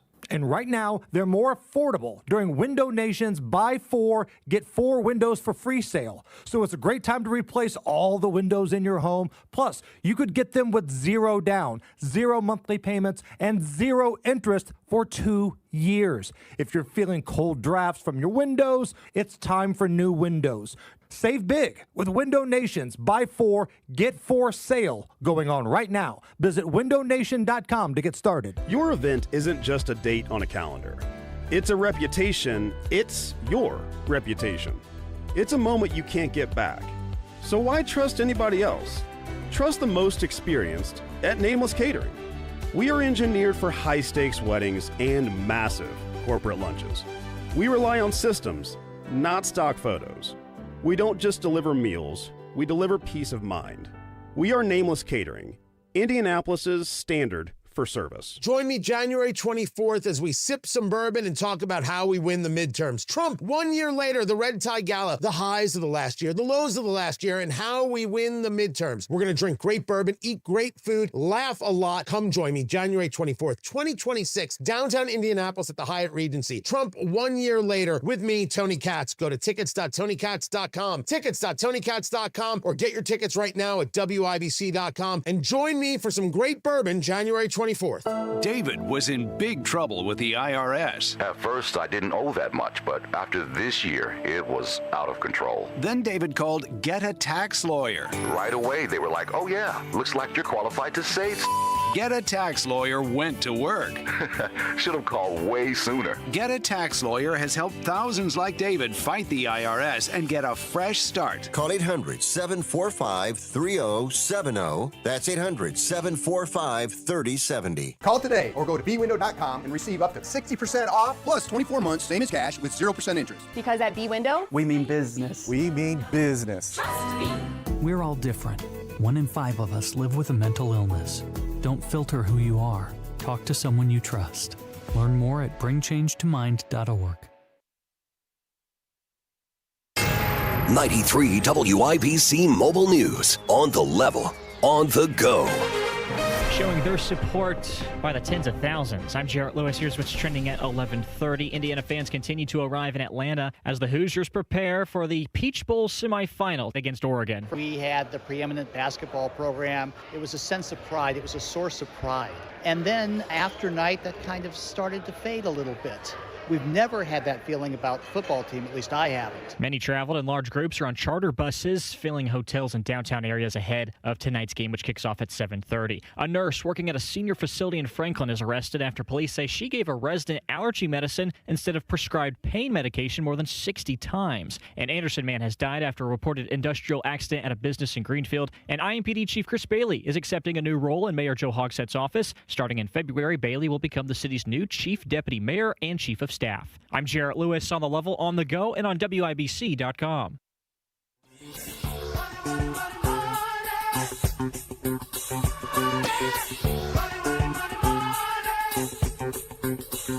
So the pennies going away, and our next guest says it could have a profound impact not only on your wallet, but the bottom line of corporations. And he's done some math to back it up. It's Kendall Casey Show. I'm Rob, joined in studio by my good friend. This guy knows numbers unlike anybody else. His name is Dr. Scott Strong. He's a learning leader. Is that what they call you, a learning leader? Yep. Something I will never be. For a Fortune 100 company, he's a college professor, and he is a dude that knows how to crunch numbers. Scott Strong, hello. Hello, thanks. Okay, so we've had you on many times over the years as it relates to math and numbers and data, and this is what you do. You live in this world. And I'm always fascinated at the things in your very fertile mind that are popping up. And you had begun to explore, hey, the penny's going away. What might that actually mean in terms of the amount of money that comes out of the pockets of consumers, but also to the bottom line of these corporations? Tell us about it. Yeah, so what I found out is we all know that the current administration did away with the penny because it was more to produce the penny than it was worth last year. And so I had been many moons since I had been to White Castle. And I had now, real quick, the penny still exists, right? You can still use a penny for those who don't ever use cash. It's just they're not making anymore. So eventually, by war of attrition, it will go away. Correct. Yeah. So what we're trying to move to a kind of a cashless society. Sure, right. So, but you'll probably have noticed that there's a big thing about precious metals. Yes. And Trump and the administration are all about precious metals. China's trying to keep it away from us. Silver and gold exploding. Exactly. Yes, so copper. silver hit like $75 yesterday and all of this stuff. So how does that make a difference to us? Right. Why is a penny? How does all this come into this? And so about a year ago, I started realizing, they started not producing, some of those metals into our monies. Yeah. They started pulling it back. And so you probably heard some of these stories of people finding rare coins that are worth $10,000, $100,000. There was a story about... My mother-in-law examines every quarter because some of them have a lot of stuff in them. Yes, I'm fully aware of it. Yes. So I hear about it all the time. So it's kind of been one of these things where people are keeping their change. Yeah. Because, there's this kid that found a Roosevelt dime in May worth $945,000. I saw an app now. There's an app where you can literally scan your phone over the coin and it will tell you if it's a coin worth keeping. Yeah, so a lot of us are like, well, let's pay in cash and get the coins and check it, right? Sure. Because you never know. It's like playing the lottery every day, So I went to White Castle and I had many moons and they gave me my change back. And I've been used to people saying, hey, we don't have pennies. Do you mind if we just not give you your pennies, or can you donate it? And so I was there, and they gave donate me it to who? To the White Castle Corporation? To White Castle Corporation. Do they need the pennies? They need the pennies, or Kroger or whoever. And they gave it back to me, and they didn't ask; they just kept it. Oh, And I was like, hey, wait a minute. We're moving along in the system very quickly. Yeah, so I said, hey, did you guys run out of pennies? Oh, it's corporate policy not to give you pennies back. Wait. By the way, our guest is Dr. Scott Strong. We're talking about how the penny going away may hurt you financially. Wait a second. So they just now on their own, this guy said the corporate policy is we just short you some change? That's exactly right. And I was like, oh, wait a minute. I mean, usually people ask before they steal my money. Right. You guys just keep it. And it's like, well, it's corporate policy now. I said, no. I said, you want to talk to my manager? I said, yes. Because I'm like, I want to play the lottery here with my coins. I want to see if I get a $10,000 coin. Yeah, and I mean, it's not like you're some guy in a soup kitchen line, but it's the principle of it. That's my money. You give it back to me. Yeah. So so they looked shocked that I asked for this. They're shocked. And finally, the manager comes up and she says, "What do you want?" And I said, "Well, give me a nickel." And they did? Finally they gave me a nickel after we... So you made a couple pennies. I made a couple of pennies. There you go. So I went home and I thought about this and I thought, well, what is it? How much are they making off of this? Because, so I looked back for their 2024 data using helpful AI, and there's 345 White Castles across the U.S. They're doing roughly 25% of their transactions. So they're doing roughly 2,300 transactions a day. So when I started doing the math, that comes out to $835,000 a year for just 1 cent per cash transaction a day that they're not giving back. Whoa, so if your math tells you that if White Castle just 1 penny on their transactions a day for the average consumer, right? They would get $845,000 just free money. Yeah.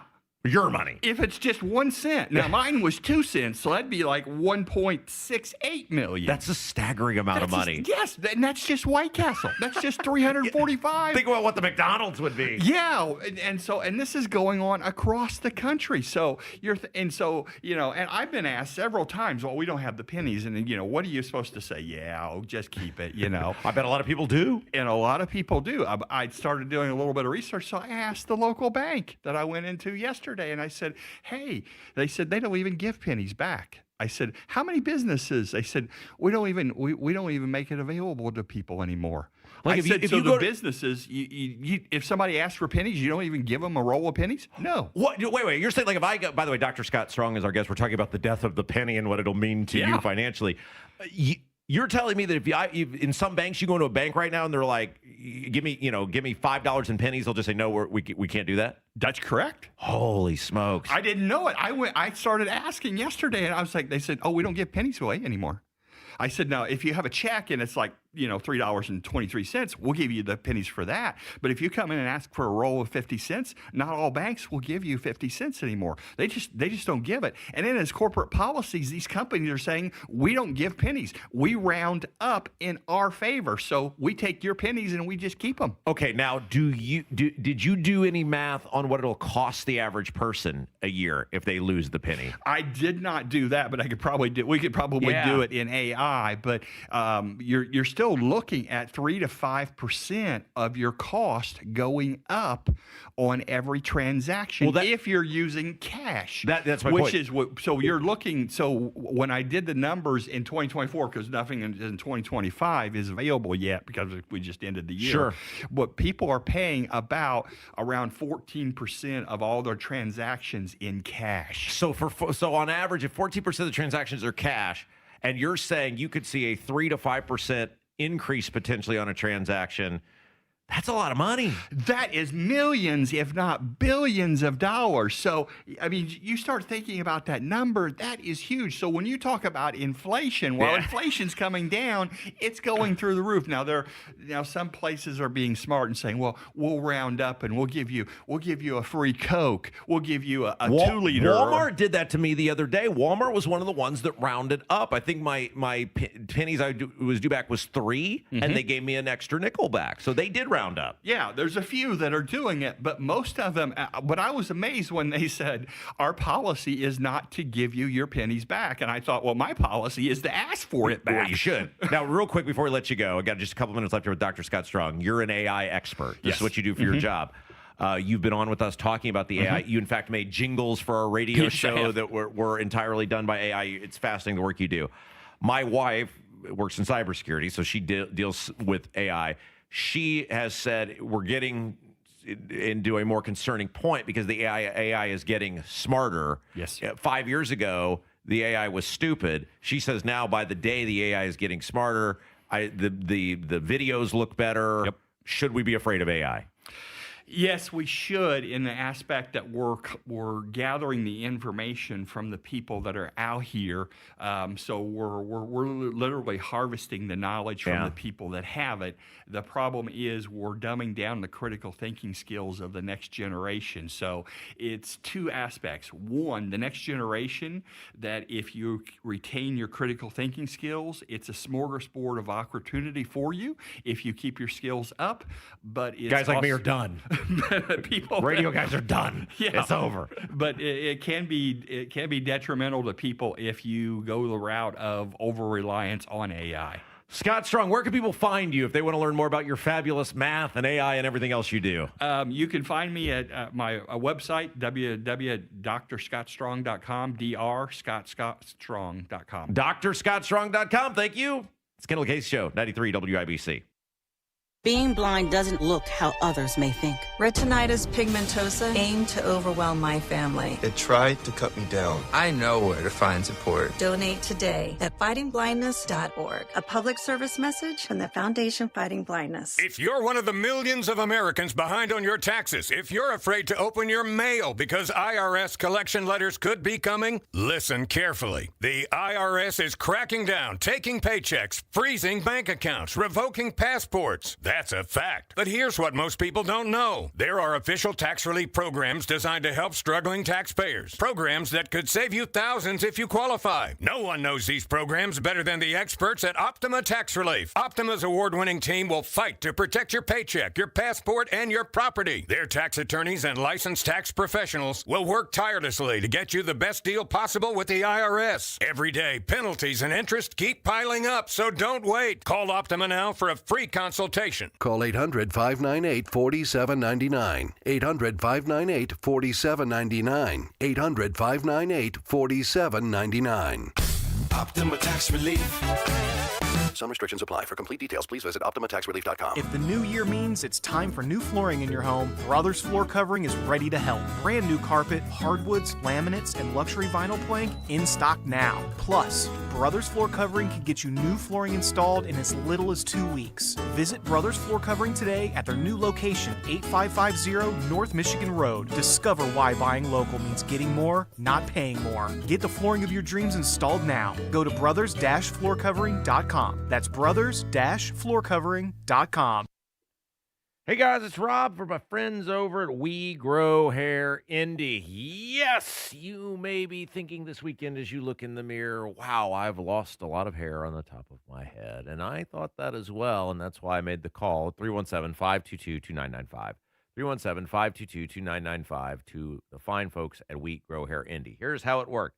Scheduled a totally free, no hassle, no obligation consultation.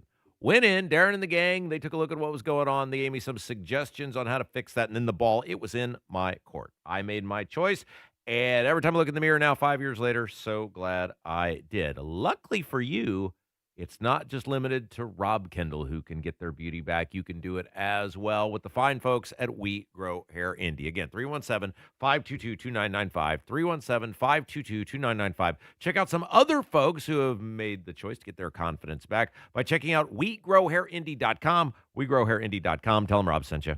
-floorcovering.com. Life's full of unexpected joys, like problems with water.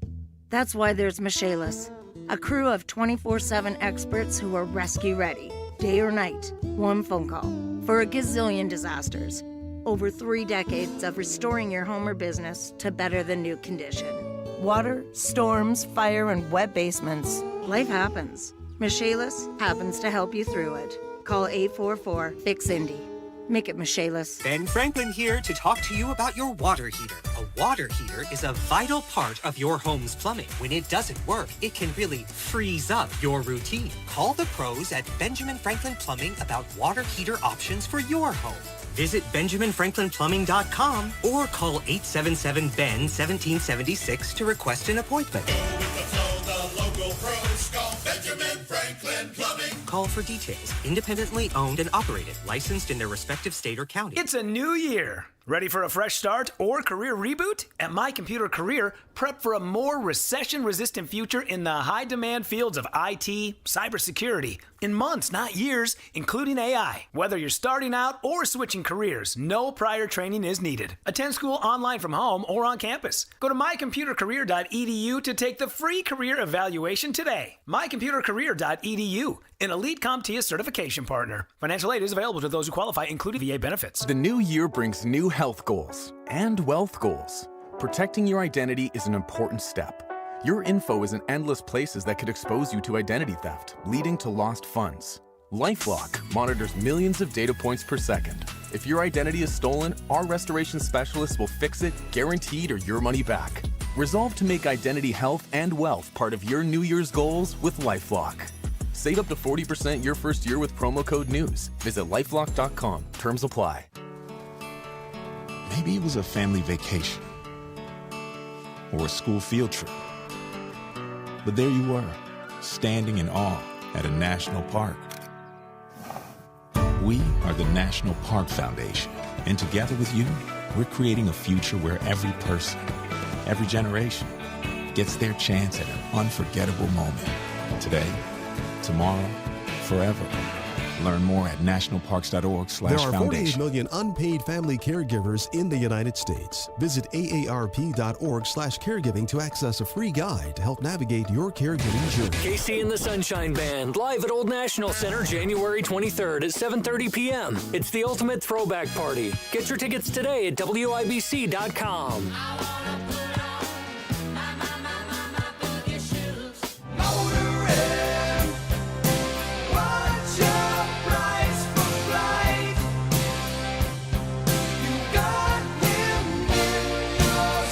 Oh, yeah, final segment of the week. It's the Kendall and Casey show. I'm Rob. Ethan Hatcher's in for Casey. Ethan, you are a man who at one point in your life lost a sizable amount of weight. Yes, I lost about a total of 80 pounds. I ended up ultimately gaining about 20 pounds of that back, but I have kept off the remaining 60 pounds, and I consider that a job well done. That's like a sack of concrete that I was carrying around every day that is now off my shoulders. Yeah, and it's interesting because I never thought of you as because you're very tall. Yes. I never thought of you as some morbidly obese human. But I was quite tubby. Yeah, but then you see other photos, you go, wow, you did have some weight to lose.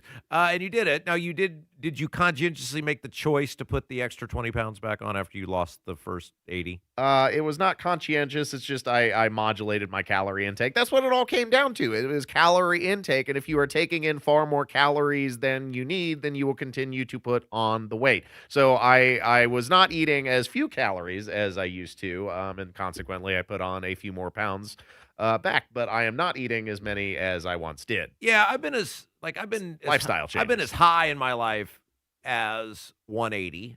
I've been as low as 140. Usually my physical fitness was related to what sort of interpersonal relationship I was attempting to engage in with a member of the opposite sex. And then you would get your fitness level according to that. I am right in the middle of that right now at my middle age, which is essentially my driver's license weight from 25 years ago or whatever it was. And so I feel pretty proud about that. I exercise now to stay alive more so than to impress anyone. But I mentioned all of this because the Daily Mail had a big expose on the folks that take the shots to lose weight, the Wegovy and the Mounjaro, and Ozempic. That's a big one. Ozempic. Yeah, I mean, there's many different ones, and no disputing, a large amount of people have lost a large amount of weight in relatively short times. Now, it's my understanding it's like an appetite suppressant, right? Like it. Oh, is that what it does? Well, I don't know. I mean, I've never taken it, but it helps it helps your hunger cravings or desire to eat food. I think that's part of it. I don't know. Maybe we could have somebody come on here who's done it. But anyway, clearly very successful for many people. However, a new study has come out that shows that if you are a person who has done that to lose weight, you are going to need to remain on that shot for the remainder of your days unless you're okay with putting the pounds back on. Because according to the Daily Mail, there was an organization that examined 37 studies involving more than 9,300 people. And what they found was that for most of those people, when the jabs were stopped, the weight loss not only returned, but it returned rapidly, no matter how much weight you had actually lost. So in order to keep the weight off, you are now essentially doomed to continue paying for what is a very expensive medication for the rest of your life just to keep the weight off. That's why ultimately the best way to go about this is by embracing lifestyle change. And I think any dietitian or any weight loss specialist is going to tell you that the way to keep off the weight long term is through a lifestyle change. Dietary, alterations can't be just a temporary thing. Ultimately, you have to go for the long term. Yeah, you're right. The diet is a huge part of any sort of weight loss journey. Exercise is a huge part of any sort of weight loss journey. And, really, it's not just what you eat, but when you eat, all of that stuff. And so one of the things that I talked about, obviously these weight loss shots, and everybody makes their own personal, health choices, and that's great. One of my concerns that I've said, and I felt sort of the same way about the COVID vaccine, which is kind of played out, which is we don't really know what this is going to look like in 5 years. Very true. We don't really know what it's going to look like in 10 years. And while many people are being helped with the weight loss, which is great, The reality is it's going to be a new frontier 5 or 10 years from now where we're seeing were there any, health side effects that sustained or popped up as a result of now people apparently having to use these for the remainder of their days if they desire to keep the weight off. Well, we've already seen some deleterious side effects as a result of the medication, like osteoporosis symptoms. It makes your bones brittle and fragile like that of a baby bird's. That's not good. Turns your bones into a baby bird? Brittle and fragile like a baby bird's. Yeah, that's what I'm saying. Yeah. Or I didn't realize a little bird's bones were Birds' brittle. bones are hollow, Rob. Did you not know this? I didn't know this. Oh, yeah. No, that's part of the reason why they can fly. Oh, there's nothing in there. Yeah, well, or there's very little in there. Yeah. It's not as weighty. Oh, they're light. That's why yeah. the birds can fly. Mhm. Boy, howdy. That's just absolutely And that's why amazing. when you crush them, the bones just snap. They're very brittle. This should be from the well duh portion of what we're doing here today, but it actually is somewhat surprising that it is this way. A new study has come out that showed 82% of Americans are now concerned about the national debt. And again, I'm like, well, it's 38 trillion, so this should be a well duh thing. But I'm actually surprised that many people are even aware of the national debt. Well, that's a good point. Usually people are incredibly disengaged from politics, but that still seems like a incredibly low number for what it should be. 18% of the population is certainly not paying attention. So Forbes, amongst others, has articles about this. And this study that came out, it was by the nonpartisan Peter G. Peterson Foundation that found that 82% of voters agree that lawmakers must spend time addressing the national debt. Here's the problem with this, though. You cannot address the national debt without taking away the freebies. You cannot address the national debt without taking away the legalized vote buying. You cannot address the national debt without taking away or dramatically altering the entitlement system that we have, in which at a certain age, you start getting stuff from the government. And as people live longer, that number is only going to continue to climb unless we're willing to do something about it. And our government thus far has shown absolutely no desire whatsoever to make the hard choices in order to get this thing under control. Well, certainly when it comes to Social Security reform or some of the core benefits, there's been minimal movement on that. But let's give some credit where it's due for the Trump administration now putting their finger on the pulse of that upwards of potentially $600 billion worth of welfare fraud across the United States. And Scott Bessent putting a stop on the wealth transfers out of the country from people who are receiving public assistance. Like, these are all moving in the right direction. They're taking marginal steps. And the Doge was undone by the big, beautiful bullcrap bill. Yes, this is my point. The Doge is supposed to do this. And what they find with Doge, that quote-unquote money saved, it didn't go back to the taxpayers. It went back to the agency to be spent on something else. We never address the issue, which is we are addicted to taking other people's money. In this case, it's really gross because other people's money is printed money. Deficits are future taxes that other people who don't have a say in this, my daughter, her kids, they are going to be the ones who are going to have to pay this back, and they didn't get any say in any of it or any benefit out of any of it. Well, I mean, that's very true, unfortunately, but it is also the world that we live in. All right, let's end on a positive We never note. get a cut. Let's end on a positive note, Ethan Hatcher. What are you doing this weekend? You are a fun guy. You are Mr. Excitement. What are you doing this weekend that's going to wow me and our audience? I am going to be back at work for the first show of 2026, Saturday night on The Circle, because I've been gone. That's right. I've been gone in Pennsylvania for You're the not last on The 2 Circle weeks. anymore, though. Are you changing the name of the show? We're Well, gone from The Circle. This is still the Circle City. I don't think you have to be physically I on gotcha. Monument Circle in order to retain the title. I mean, if we ever transfer to another city, Yeah. then we can work on a rebranding, but not before then. So I'm going to be doing that, and then also I will be back here on Sunday afternoon putting in a shift. I'll also be filling on the Tony Kinnett cast tonight, so you can tune in from 7 to 8. That's so right. I got a busy weekend ahead of me. Now, people may not know you're still technically like a producer here on WIBC on the weekends. Yes. You still come in behind the scenes and do stuff. Yes, so Yeah. I will be dealing with the technological issues that we have been suffering Oh, through. good luck. And I'll be at bat on Sunday. Kev, are you doing anything that might get yourself incarcerated over the weekend? It's always 50-50 with you. I think I'm going to watch the IU game tonight with some friends. Yeah, you got to go out, That's like exciting. hit the town. Maybe go out to a bar, or maybe just watch it at Yeah. one of my buddies' houses. You ever get recognized? Like, that's Kevin from the Kendall and Casey show. Do you ever get recognized when you're out and about? You know, I keep a pretty low profile.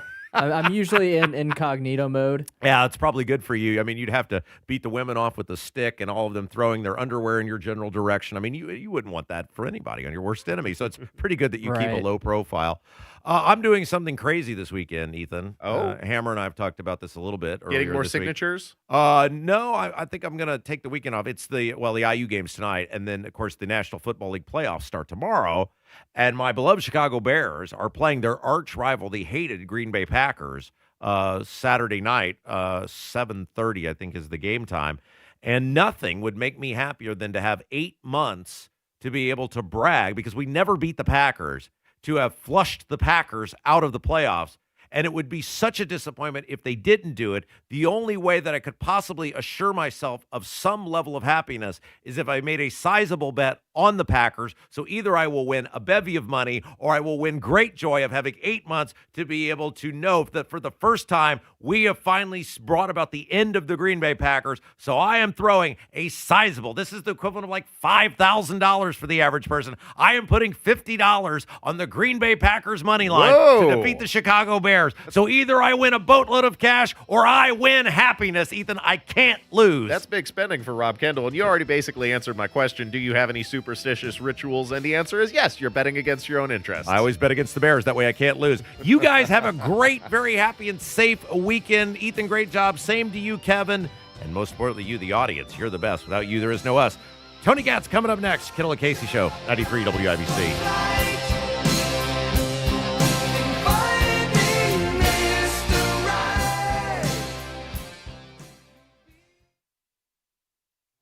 Of all the times to buy a new Lincoln, right now is the very best time at Tom Roush Lincoln. $9,000 off a new Lincoln Corsair, $9,000 off a new Lincoln Nautilus, or $9,000 off a new Lincoln Aviator. Your choice of any of these great luxury cars, $9,000 off. So come get that new Lincoln from Tom Roush Lincoln, where our family's been serving yours for over 53 years. Corsair stock number L25277, MSRP 5220. Nautilus stock number L25270, MSRP 57235. Aviator stock number L25246, MSRP 65165. See dealer for complete offer details. When the cold takes over, Bassett Services is the name you can trust to keep your home warm and safe.